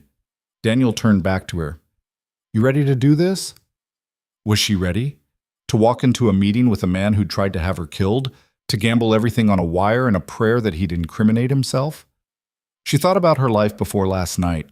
The corner office, the power lunches, the careful construction of an empire built on other people's ruins. Thought about Daniel's wife dying while he sold off everything to save her. Thought about Marcus's brother-in-law and all the other casualties she'd never bothered to count. Maybe this wasn't just about survival. Maybe it was about finally paying the bill that had been coming due for years. "I'm ready," she said. The burner phone rang 40 minutes later. "Marcus?" His voice tight with tension. "Shaw agrees to meet. He wants neutral ground, wants you to come alone. Memorial Park by the harbor. 2 o'clock this afternoon. I'll come alone, but I'll have eyes on me. Any hint of trouble and the evidence goes public. He won't like the location. He doesn't have to like it. He just has to show up." Olivia kept her voice hard. 2 o'clock, Marcus. Don't be late." She ended the call and looked at the others. "It's set." Kevin spent the next hour setting up the wire, taping the tiny device under her borrowed blouse, testing the transmission. Jenna's uncle had come through with a contact at the FBI, an agent named Sarah Chen, who was willing to monitor the feed and move in if things went wrong. Not official, not by the book, but better than nothing. "The signal's strong," Kevin said, listening through headphones. "We'll hear everything. Just don't let him pat you down or get too close. The device is small, but it's not invisible." Daniel checked his revolver, the cylinder clicking as he spun it. 6 rounds left. He'd grabbed a jacket from Jenna's father, something oversized that hid the weapon, but made him look like he was playing dress-up. "I'll be in the park," he said. "Close enough to reach you if things go bad, far enough that Shaw won't spot me immediately." "You're in no condition to fight," Olivia said. "I'm in whatever condition I need to be in." His jaw was set, the stubbornness she'd seen before coming back. "You're not doing this alone." They left Jenna's apartment at 1:30, taking separate routes to the park. Olivia walked alone, wearing Jenna's clothes and carrying nothing but the wire and the weight of what she was about to do. The city moved around her like normal, people going about their lives, completely unaware that a few blocks away, someone was about to confess to conspiracy and murder. Memorial Park sat at the edge of the harbor, a stretch of grass and monuments dedicated to merchant marines who'd died at sea. The old ferry terminal loomed nearby, abandoned and slowly crumbling, windows broken and walls covered in graffiti. A few joggers moved along the waterfront path. A homeless man slept on a bench. Normal afternoon in the city. Olivia found a spot near the central monument, a bronze statue of a sailor looking out toward the water. She could see the entire park from here, could spot anyone approaching. The wind off the harbor was cold, cutting through Jenna's thin jacket, making her shiver. She checked her phone. 1:58. At exactly 2 o'clock, a black town car pulled up to the park entrance. Thomas Shaw emerged from the back seat, flanked by 2 men in suits who were clearly security. Shaw was in his 60s, gray-haired and distinguished, the kind of man who looked like he belonged in boardrooms and country clubs. He wore a cashmere coat that probably cost more than Daniel made in 6 months. He walked toward her with the confidence of someone who'd never doubted his place in the world. Olivia stood her ground, watching him approach. Somewhere in the park, Daniel was watching too. Somewhere in a van blocks away, Kevin and Agent Chen were listening. But right now it was just her and the man who'd ordered her death. "Miss Bennett," Shaw said, stopping 10 feet away. His security stayed back, giving them space but ready to move. "You look terrible. You tried to have me killed. I'm not at my best. Business is business, nothing personal." He smiled, and it didn't reach his eyes. "Though I am surprised you're alive. I paid good money for professionals." The wire caught every word. Olivia felt a surge of something almost like triumph, but she kept her face neutral. "Your professionals ran into a complication," she said. "Now we're here, and you're going to listen to my offer. I don't negotiate with dead women walking. You will if you want the defense contract." She pulled out a USB drive, a dummy, containing nothing but random files, but Shaw didn't know that. "Every bid strategy, every contact, every piece of insider information I have. It's yours, along with my silence about your little assassination attempt. All for $10 million and a guarantee that you leave me alone." Shaw studied her, his expression unreadable. "You think you can blackmail me? I think we can help each other. You get what you want, I get to live. Everyone wins. Except I could just kill you now and take the drive." "You could try, but my insurance policy goes live if I don't check in every hour. Everything I know about you gets sent to every federal agency that might care. The SEC, the FBI, the Department of Defense. Your contracts, your reputation, your freedom, all gone." Shaw's smile widened. "You're bluffing." "Am I?" Olivia held his gaze. "You're a businessman, Thomas. You understand risk assessment. Is it worth gambling your empire on the chance that I'm bluffing?" He was quiet for a long moment, the wind off the harbor tugging at his expensive coat. Then he laughed, a sound that held genuine amusement. "You've got nerve, I'll give you that. Most people in your position would be begging for their lives." He took a step closer. "But here's what you don't understand. I didn't try to kill you because of the contract. I could lose that and barely feel it. I tried to kill you because you're a cancer. You and people like you tearing apart companies, destroying lives, calling it progress. That's rich coming from you. How many small businesses have you crushed to build Meridian? The difference is I don't pretend to be anything other than what I am. You hide behind words like efficiency and optimization, but you're just a destroyer. Shaw's voice hardened. My daughter worked for one of the companies you acquired last year. She was VP of operations, had been there for 10 years. You gutted the entire management team in your first week. She lost her job, her career, everything she'd built. You probably don't even remember her name. Catherine Shaw, Olivia said quietly. The memory came back, a face in a line of executives she'd let go, young, competent, but redundant in the new structure. She was good at her job. She was my child. Shaw's composure cracked, just for a second. And you threw her away like garbage. So when Marcus came to me, told me you were going after my company next, told me he could give me everything I needed to stop you, yeah, I took the deal. And yeah, I authorized the hit, because the world is better off without people like you in it. The words hung in the air between them, cold and final. Olivia felt them land like blows, each one finding a mark she didn't know was exposed. She thought about Catherine Shaw, thought about all the others whose names she'd forgotten as soon as the paperwork was signed. So what now? She asked. You kill me here in broad daylight? Now I take my chances. Shaw gestured and his security started forward, but Daniel was already moving, emerging from behind the monument with the revolver raised. That's far enough, he said, his voice carrying across the grass. Shaw's men stopped, hands going to their own weapons. A standoff, frozen in the weak afternoon sun, while joggers kept jogging and the homeless man kept sleeping and the world kept turning. You must be the janitor, Shaw said, his eyes on Daniel. Marcus mentioned you. Said you were a complication. Yeah, well, I'm good at complicating things. Daniel's gun never wavered. Here's how this goes. You and your men walk away. Ms. Bennett keeps her evidence and her life. You go home and wait for the FBI to knock on your door. Simple. Or my men shoot you both and we're done with this. They could try, but I'm a Marine, trained at Quantico. 2 tours in places you can't pronounce. I'll drop at least one of them before they drop me. Maybe both. Daniel smiled, and it was nothing like Shaw's cold expression. It was tired and sad and completely honest. Question is, which one wants to die for your revenge? Because I'm betting neither of them gets paid enough for that. The security men exchanged glances. One of them actually took a step back. This isn't over, Shaw said, but his voice had lost its certainty. Yeah, it is. Daniel kept the gun level. The FBI's listening to every word you just said. They've got recordings, they've got evidence, and they've got your confession. You're done, Shaw. Walk away now or go down shooting. Your choice. For a long moment, nobody moved. Olivia could hear her own heartbeat, could feel the wire pressing against her ribs, could see the calculation happening behind Shaw's eyes.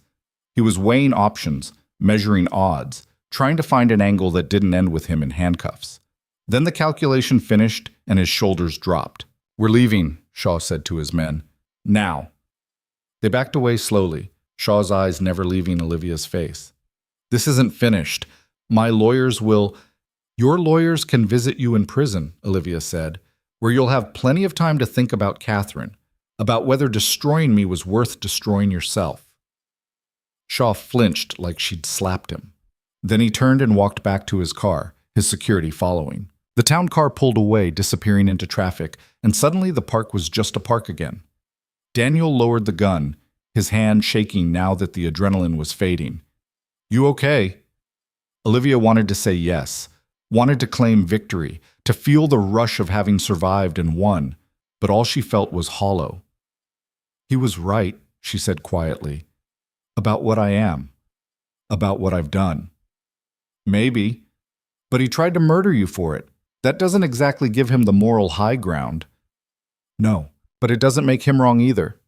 Kevin's voice crackled through a hidden earpiece Olivia had forgotten she was wearing. We got everything. FBI's moving in. They'll pick up Shaw within the hour. Marcus too. It's over. But it didn't feel over. It felt like the beginning of something else. Something Olivia couldn't name yet. Agent Chen appeared from the van, badge out, professional and efficient. She took their statements, collected the wire, told them they'd need to testify eventually, but for now they were free to go. Just like that, the official world reasserted itself, forms and procedures replacing bullets and blood. Daniel sat down on a bench, his face gray with exhaustion. The bandage on his arm had soaked through completely now, fresh blood mixing with old. Hospital, Olivia said. No arguments. Emma, we'll call your sister, tell her you're okay, but you need stitches and probably a transfusion. You've lost too much blood. He didn't argue this time, just nodded and let her help him up. They walked slowly toward the park entrance where Jenna was waiting with her car. The harbor wind pushed at their backs, carrying the smell of salt and exhaust, and the city waking up from its nightmare. At the hospital, they took Daniel back immediately, nurses clucking over the wound and the delay in treatment. Olivia sat in the waiting room, still wearing Jenna's clothes, still feeling like an imposter in her own life. Her phone, her real phone that she'd retrieved from Jenna's apartment, started buzzing with messages. Her board of directors, her lawyers, the press, everyone wanting to know where she'd been, what had happened, what came next. She ignored them all and called Daniel's sister instead. Hello? A woman's voice, wary. My name is Olivia Bennett. Your brother asked me to call. He's okay, but he's at City General Hospital. He'll be fine, but what happened? The wariness turned to alarm. Is Emma's fine. Daniel was helping me with something and he got hurt. It's a long story, but he's safe now. You can bring Emma to see him if you want. I think he'd like that. A pause.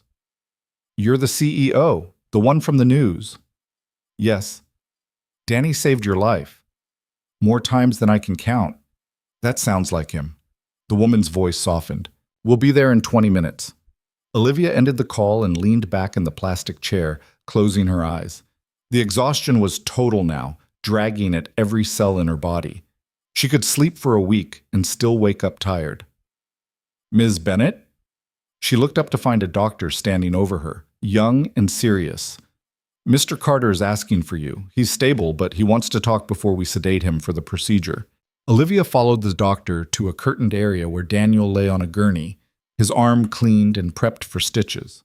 He looked small somehow, diminished by the hospital machinery and the fluorescent lights.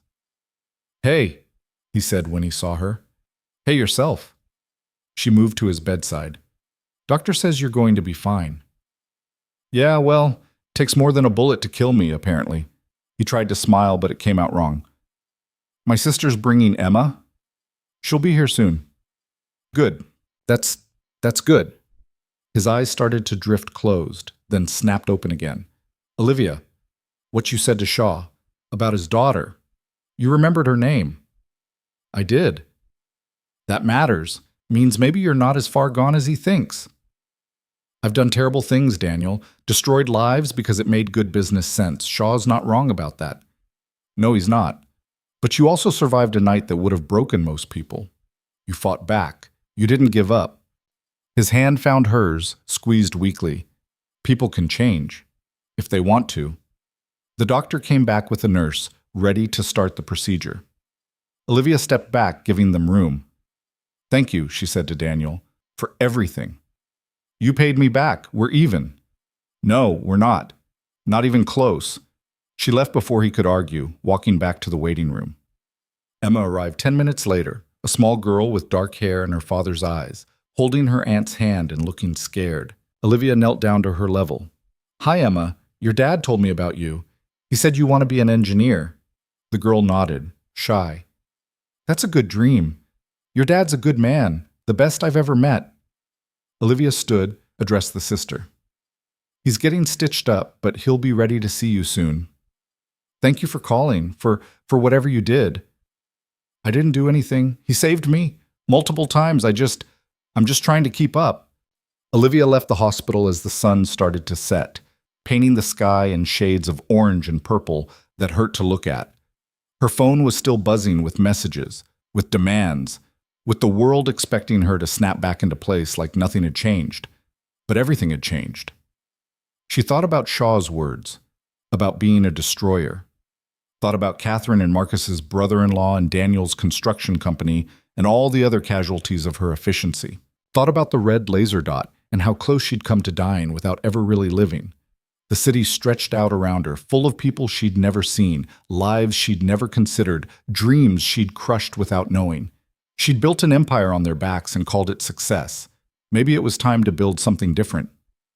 Her phone rang, Marcus's name on the screen. She answered.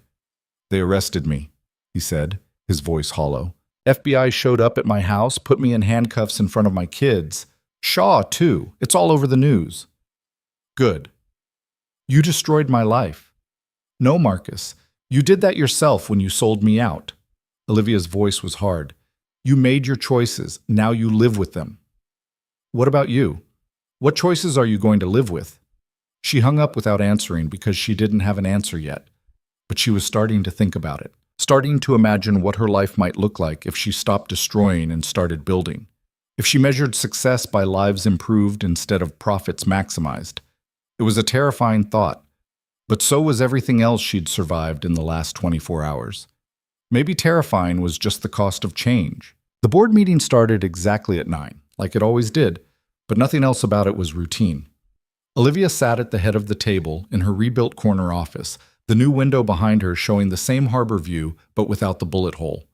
3 weeks had passed since the night everything changed. 3 weeks of FBI interviews, media storms, emergency board sessions, and sleepless nights staring at ceilings that offered no answers. The other board members watched her with expressions ranging from concern to barely concealed hostility. Richard Vance had shown up despite his company's ongoing merger, looking like he'd aged 5 years. Catherine Shaw sat 2 seats down from him, brought in as an emergency replacement after Marcus's arrest. The irony wasn't lost on anyone. Before we begin, Olivia said, her voice steady despite the weight of what she was about to do, I need to address what happened. Not the official version you've read in the reports, but the truth.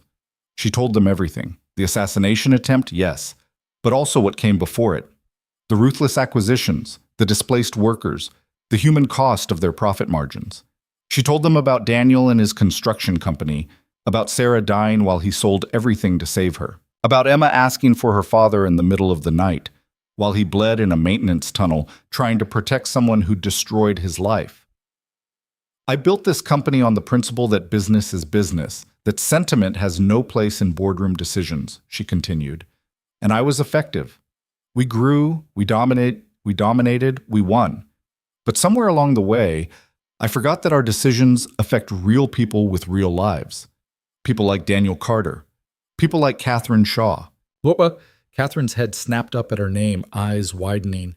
I owe you an apology, Olivia said directly to her. What I did to you was efficient, but it was also cruel. I didn't consider what you were losing. I didn't care. And that failure, multiplied across dozens of acquisitions and hundreds of lives, created the situation that almost got me killed. The room was silent. Nobody touched their coffee or checked their phones. They just stared. So I'm proposing changes, Olivia said. Effective immediately, we implement a transition assistance program for any employee displaced by our acquisitions. 6 months severance minimum, job placement services, healthcare continuation. We establish a fund for small businesses affected by our operations. And we create an oversight committee to review the human impact of our decisions, not just the financial returns. That'll cost millions, someone objected. Our shareholders will accept slightly lower returns in exchange for sustainable growth and reduced legal exposure, Olivia cut in. But more importantly, we'll do it because it's right, because I'm done building an empire on other people's suffering. Vance leaned forward. This is a complete reversal of your previous position. Why should we trust that you mean it? Because I almost died, Olivia said simply. And the man who saved me had every reason to let me die. He didn't, because he's a better person than I've been. I can't undo the damage I've caused, but I can stop causing more. That starts today. The vote took 20 minutes of heated debate. In the end, it passed by a single vote. Not unanimous, not a ringing endorsement, but enough. Olivia had expected worse. After the meeting, Catherine approached her in the hallway. Ms. Bennett, I don't know what to say. You don't have to say anything. I'm sorry about what happened to you. Truly sorry. If you want to stay on the board, I'd welcome your perspective. If you'd rather leave, I'll understand. Catherine studied her for a long moment. My father tried to have you killed. He confessed to it. He's going to prison for it. And you're apologizing to me? Your father made his choices. You didn't. And yeah, I'm apologizing because I should have done it a year ago, before everything spiraled into murder conspiracies. Olivia managed a tired smile. I'm trying to be better. It's harder than I expected. I'll stay. Catherine said quietly. Someone needs to keep you honest. Might as well be me. Olivia went back to her office after that, closed the door, and stared at the stack of papers on her desk. Resignation letters from 3 board members who disagreed with the new direction. A lawsuit from Shaw's lawyers claiming defamation. Messages from shareholders demanding explanations for the sudden policy changes. The cost of doing the right thing, apparently, was chaos. Her assistant knocked and entered. Not Jenna anymore. Jenna had been promoted to Director of Community Relations, a new position Olivia had created specifically for her. The new assistant was older, efficient, reminded Olivia a little of her mother. "Mr. Carter is here to see you," she said. "No appointment, but he said you'd want to know." Olivia's heart did something complicated. "Send him in." Daniel walked in wearing clothes that actually fit, his arms still in a sling but the color back in his face. He'd been on medical leave since the shooting, recovering at his sister's house with Emma. They'd talked on the phone a few times, awkward conversations that danced around everything that mattered. "You changed the furniture," he said, looking around. "FBI took the old stuff as evidence. This is all new." She gestured to the chair across from her desk. "How's your arm?" "Getting there. Doctor says full recovery in 6 weeks." He sat down carefully, like the chair might break. "I saw the news. Board meeting went well?" "Define well. I didn't get fired, but 3 members quit. Stock price dropped 4%. Shareholders are threatening a revolt." She shrugged. "Could be worse. Could be dead." "There's that." She pulled out an envelope from her desk drawer. "I need to give you this."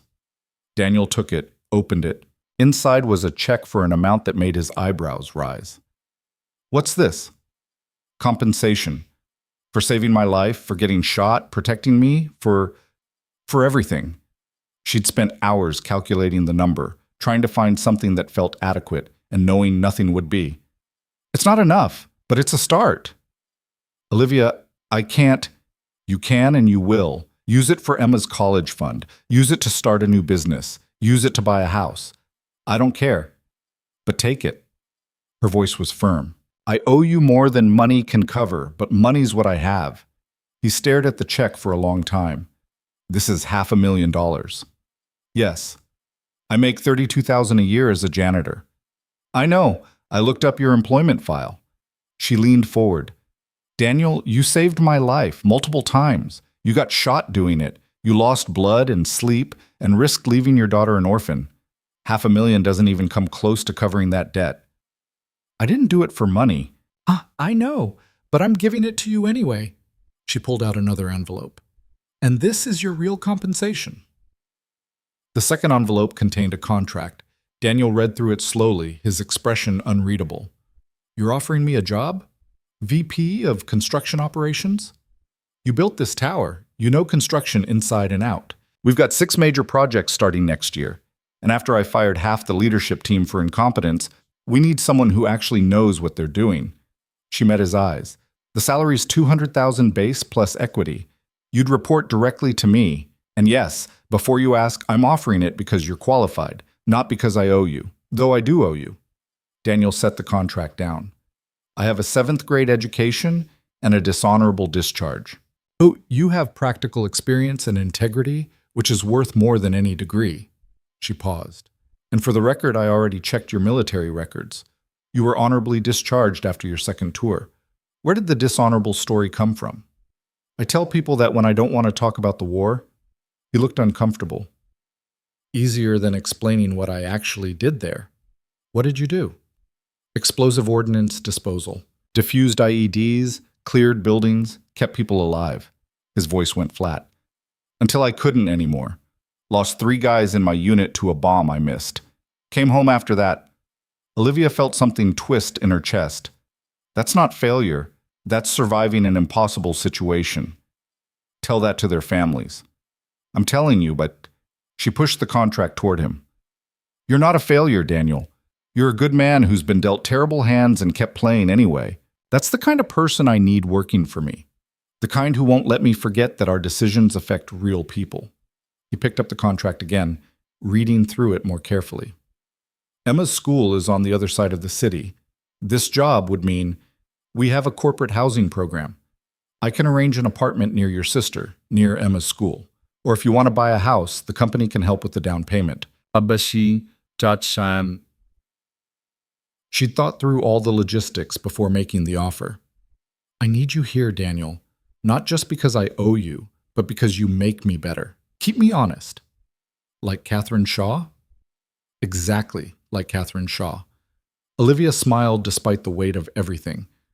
I'm surrounding myself with people who'll call me out when I screw up. It's a new strategy. Daniel was quiet for a long time, staring at the contract like it might bite him. Finally, he looked up. I need to think about it. Talk to Emma. Talk to my sister. It's a lot. Take all the time you need. The offer stands. He stood up, pocketing the check and the contract. For what it's worth, I think you're doing the right thing. The board changes, the assistance programs, Sarah would have liked that. Yeah?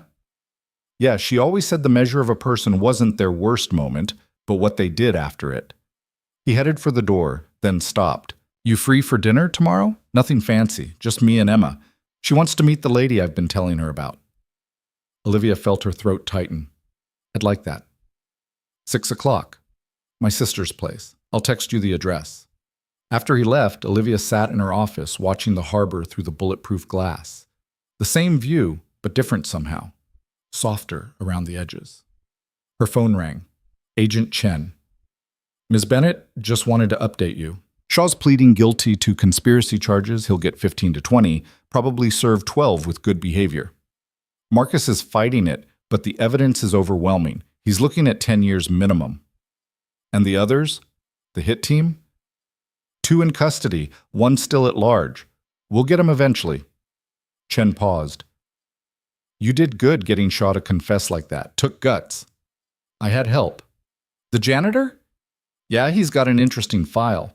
Marine Corps, EOD specialist, commendations for valor. Guy's a genuine hero. He is, Olivia agreed. He just doesn't know it yet. The next evening, she found herself standing outside a modest house in a neighborhood she'd never visited, holding a bottle of wine and feeling more nervous than she'd felt before any board meeting. The door opened before she could knock. Emma stood there, small and serious, with Daniel behind her. You're the CEO lady, Emma said. I am. And you're the engineer in training. How did you know that? Your dad told me he's very proud of you. Emma smiled at that, some of her wariness fading.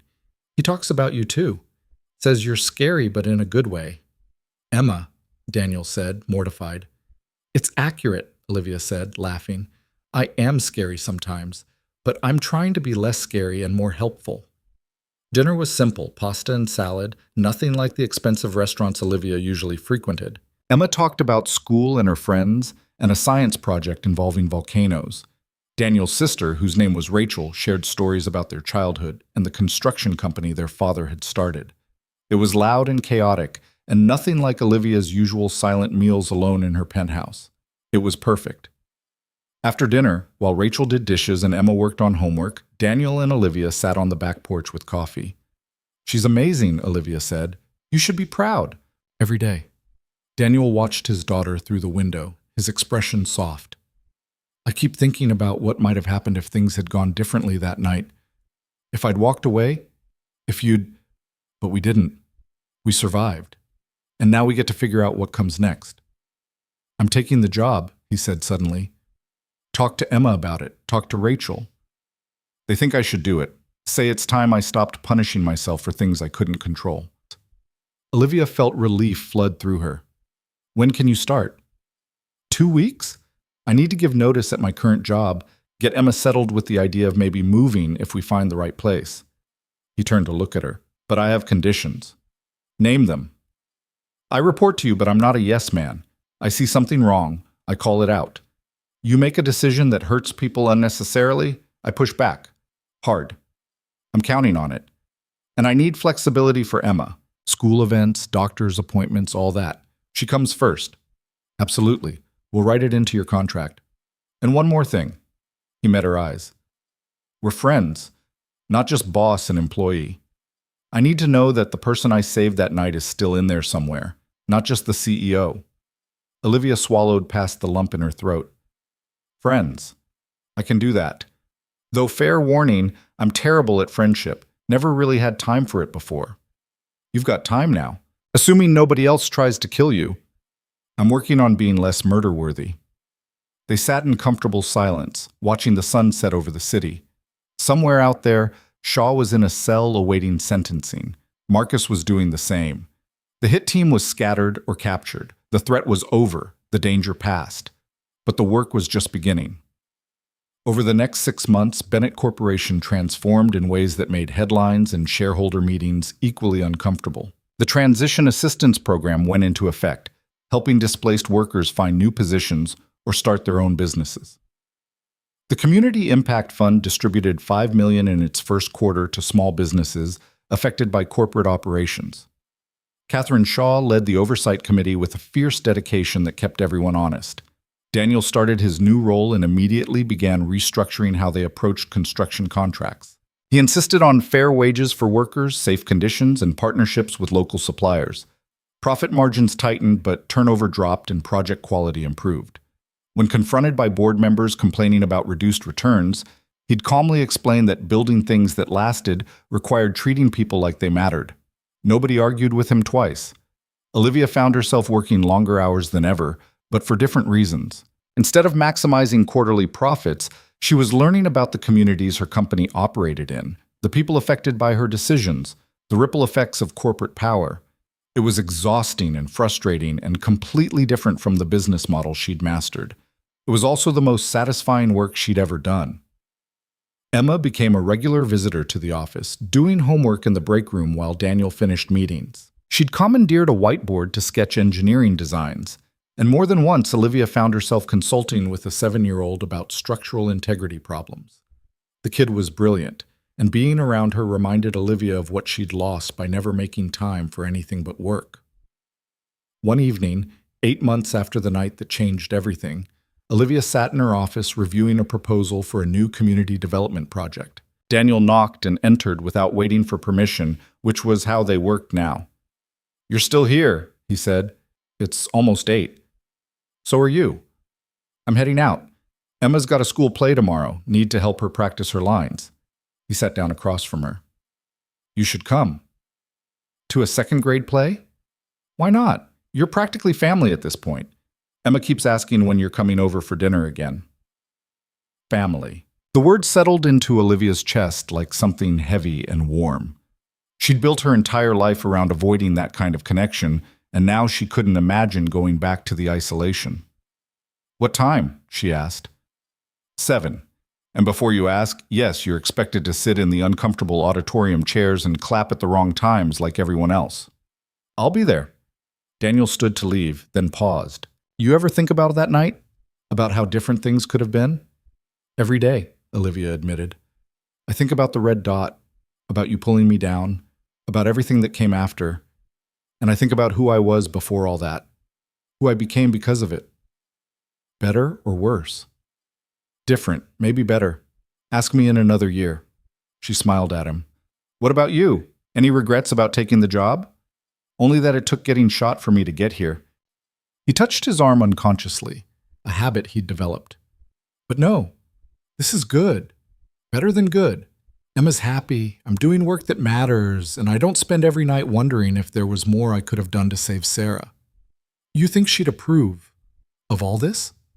Daniel considered the question seriously. "Yeah, I think she would.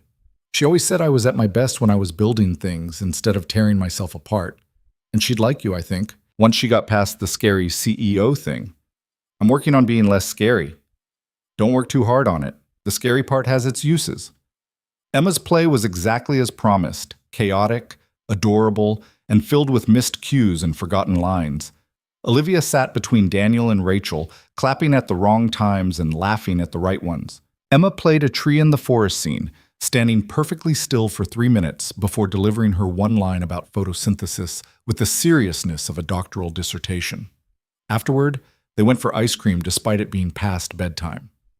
Emma talked non-stop about the play, about her friends, about a kid named Tyler who'd pulled her hair, but she didn't like him that way. She just thought he was dumb. Normal kid stuff that Olivia had never experienced growing up, too busy trying to prove herself, to honor her parents' sacrifice.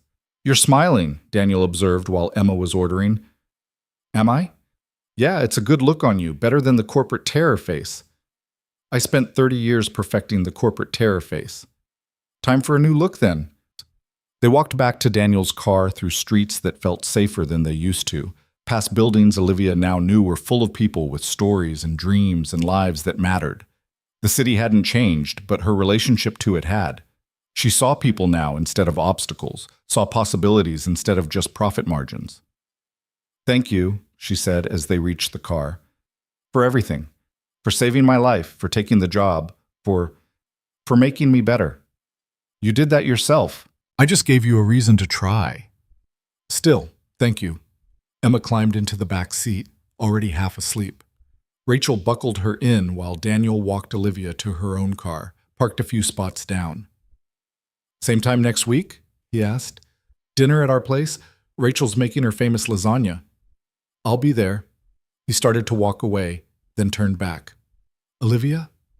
That night, when everything went to hell, I made a choice to save you, even though you destroyed my life. And I've been thinking about that choice a lot lately. And I'd make it again, every time. Because yeah, you took my company and that hurt. But you also gave me a chance to rebuild into something better. Gave Emma a future I couldn't have provided on my own. Gave me... He paused, searching for words. Gave me a reason to stop living in the past. Olivia felt tears threatening, which was ridiculous. She'd cried more in the last 8 months than in the previous 8 years. I don't deserve your forgiveness, she said. Probably not, but you're getting it anyway, because holding on to that anger was killing me, and I'm tired of dying slowly. He smiled. Besides, Emma likes you, and she's a tough critic. Driving home through the city lights, Olivia thought about forgiveness and second chances and the strange path that had led her here. She thought about the woman she'd been, ruthless, efficient, powerful, and completely alone. That woman would have looked at who she'd become and seen weakness, saw compromise, saw failure. But that woman had also been a heartbeat away from death, saved only by the mercy of a man she'd wronged. The new Olivia wasn't weaker, she was just different, more aware, more human, better. Her penthouse felt too big when she got home, too empty despite the expensive furniture and the view that stretched for miles. She'd been thinking about selling it, moving somewhere smaller, somewhere with actual neighbors and community. Maybe near Daniel and Emma. Maybe somewhere she could belong instead of just exist. She pulled out her laptop and started drafting an email to the board. A new proposal for next quarter, investing in affordable housing development, partnering with local contractors, creating jobs instead of just extracting profit. They'd fight her on it. Some would quit. The shareholders would complain. But she'd win eventually because she understood now what she hadn't before. Business wasn't just business. It was people and lives and consequences that rippled outward in ways she'd never bothered to track. She was tracking them now. A year after the night everything changed, Bennett Corporation looked different. Leaner in some ways, stronger in others. The stock price had stabilized after the initial shock, and while profits were down slightly, employee satisfaction was at an all-time high. Turnover had dropped by 60%. The company was getting write-ups in business journals as an example of ethical corporate transformation. Olivia hated the attention but understood its value. If other CEOs saw what she was doing and copied even half of it, maybe the corporate world could shift towards something more sustainable, more human. Daniel had been promoted to senior VP, overseeing not just construction but all physical operations. He'd hired 3 new department heads, all of them people he'd worked with before the company fell apart, building his own team, his own vision of how things should work. Emma was thriving in school, already talking about MIT and structural engineering. She'd drawn up plans for a treehouse that Daniel swore they'd build together next summer. The drawings sat on Olivia's desk now, a reminder of what mattered. On the anniversary of the assassination attempt, Olivia held a company-wide meeting, not to celebrate surviving, but to acknowledge the changes that had come from that night. She talked about Marcus and Shaw and the cost of putting profit above people, talked about the man who'd saved her life, and how that had changed her understanding of what leadership meant. We can't undo the past, she told the assembled employees. I can't bring back the jobs we cut or the companies we destroyed, But we can choose to be different going forward. We can build instead of just extract. We can create value for everyone, not just our shareholders. The applause was genuine this time, not the polite corporate clapping she was used to. People believed her now, had seen the changes in action, had benefited from the new policies. After the meeting, Daniel found her in her office. "Good speech," he said. "Thanks," meant every word. "I know. That's why it worked." He sat down in his usual chair, the one he'd claimed as his own over the months. "I have something for you." He pulled out a folder, set it on her desk. Inside was a photograph of a building, old, run down, but structurally sound. "What is this?" "Carter and Son Construction, my father's original office. The bank foreclosed on it after everything fell apart, and it's been sitting empty for 3 years. Daniel smiled. "I bought it back. Gonna renovate it, turn it into a training center for young contractors, teach them how to build things right." Olivia felt her throat tighten. "Daniel, that's perfect." "Yeah, and I wanted you to be involved. Not financially, just I want Emma to see that the building her grandfather started still matters. That legacy doesn't have to die just because you fail once. She already knows that. She sees it in you every day. Maybe. But I want her to see it in stone and steel, too. Something permanent." They sat in silence for a moment, looking at the photograph. Then Daniel pulled out another paper. "And this is for you." It was a deed to the warehouse apartment where he'd hidden her that first night, where they'd planned their counterattack, where everything had started to shift. "I can't accept this," Olivia said immediately. "You can, and you will. That place saved both our lives. Seems right that you should have it. Use it however you want. Office space, storage. Turn it into something for the community programs." He shrugged. "Or just keep it empty as a reminder of where you've been. Your choice." Olivia looked at the deed, at the address that had meant safety when everything else was trying to kill her. "Thank you. We're even now, finally." "No, we'll never be even, but that's okay." Emma appeared in the doorway, home from school and excited about something. She ran to Daniel, talking a mile a minute about a science competition she wanted to enter. He listened with complete attention, asking questions, encouraging her. Watching them, Olivia understood what she'd been missing her whole life. Not success or power or wealth. Just this.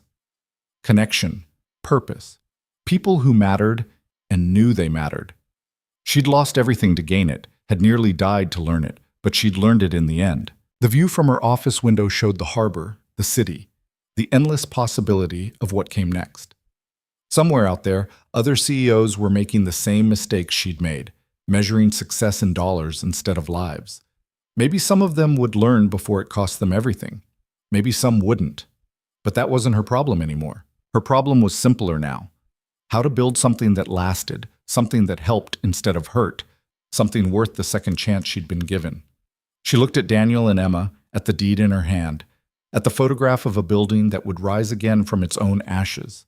She thought about Shaw in prison, Marcus awaiting trial, the hit team scattered or caught, about Catherine Shaw on her board, keeping her honest, about Jenna building community programs, about all the people whose lives were better because she'd changed.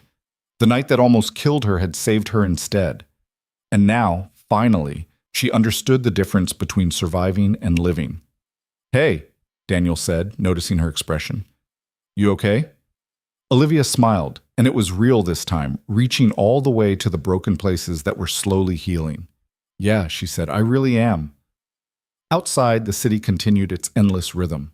Inside, 3 people who'd found each other through violence and fear and desperate choices sat together in the fading light, building something new from the ruins of what had been. It wasn't perfect, it wasn't easy, but it was real, and it was theirs. And for the first time in her life, Olivia Bennett understood that this was enough, more than enough. It was everything.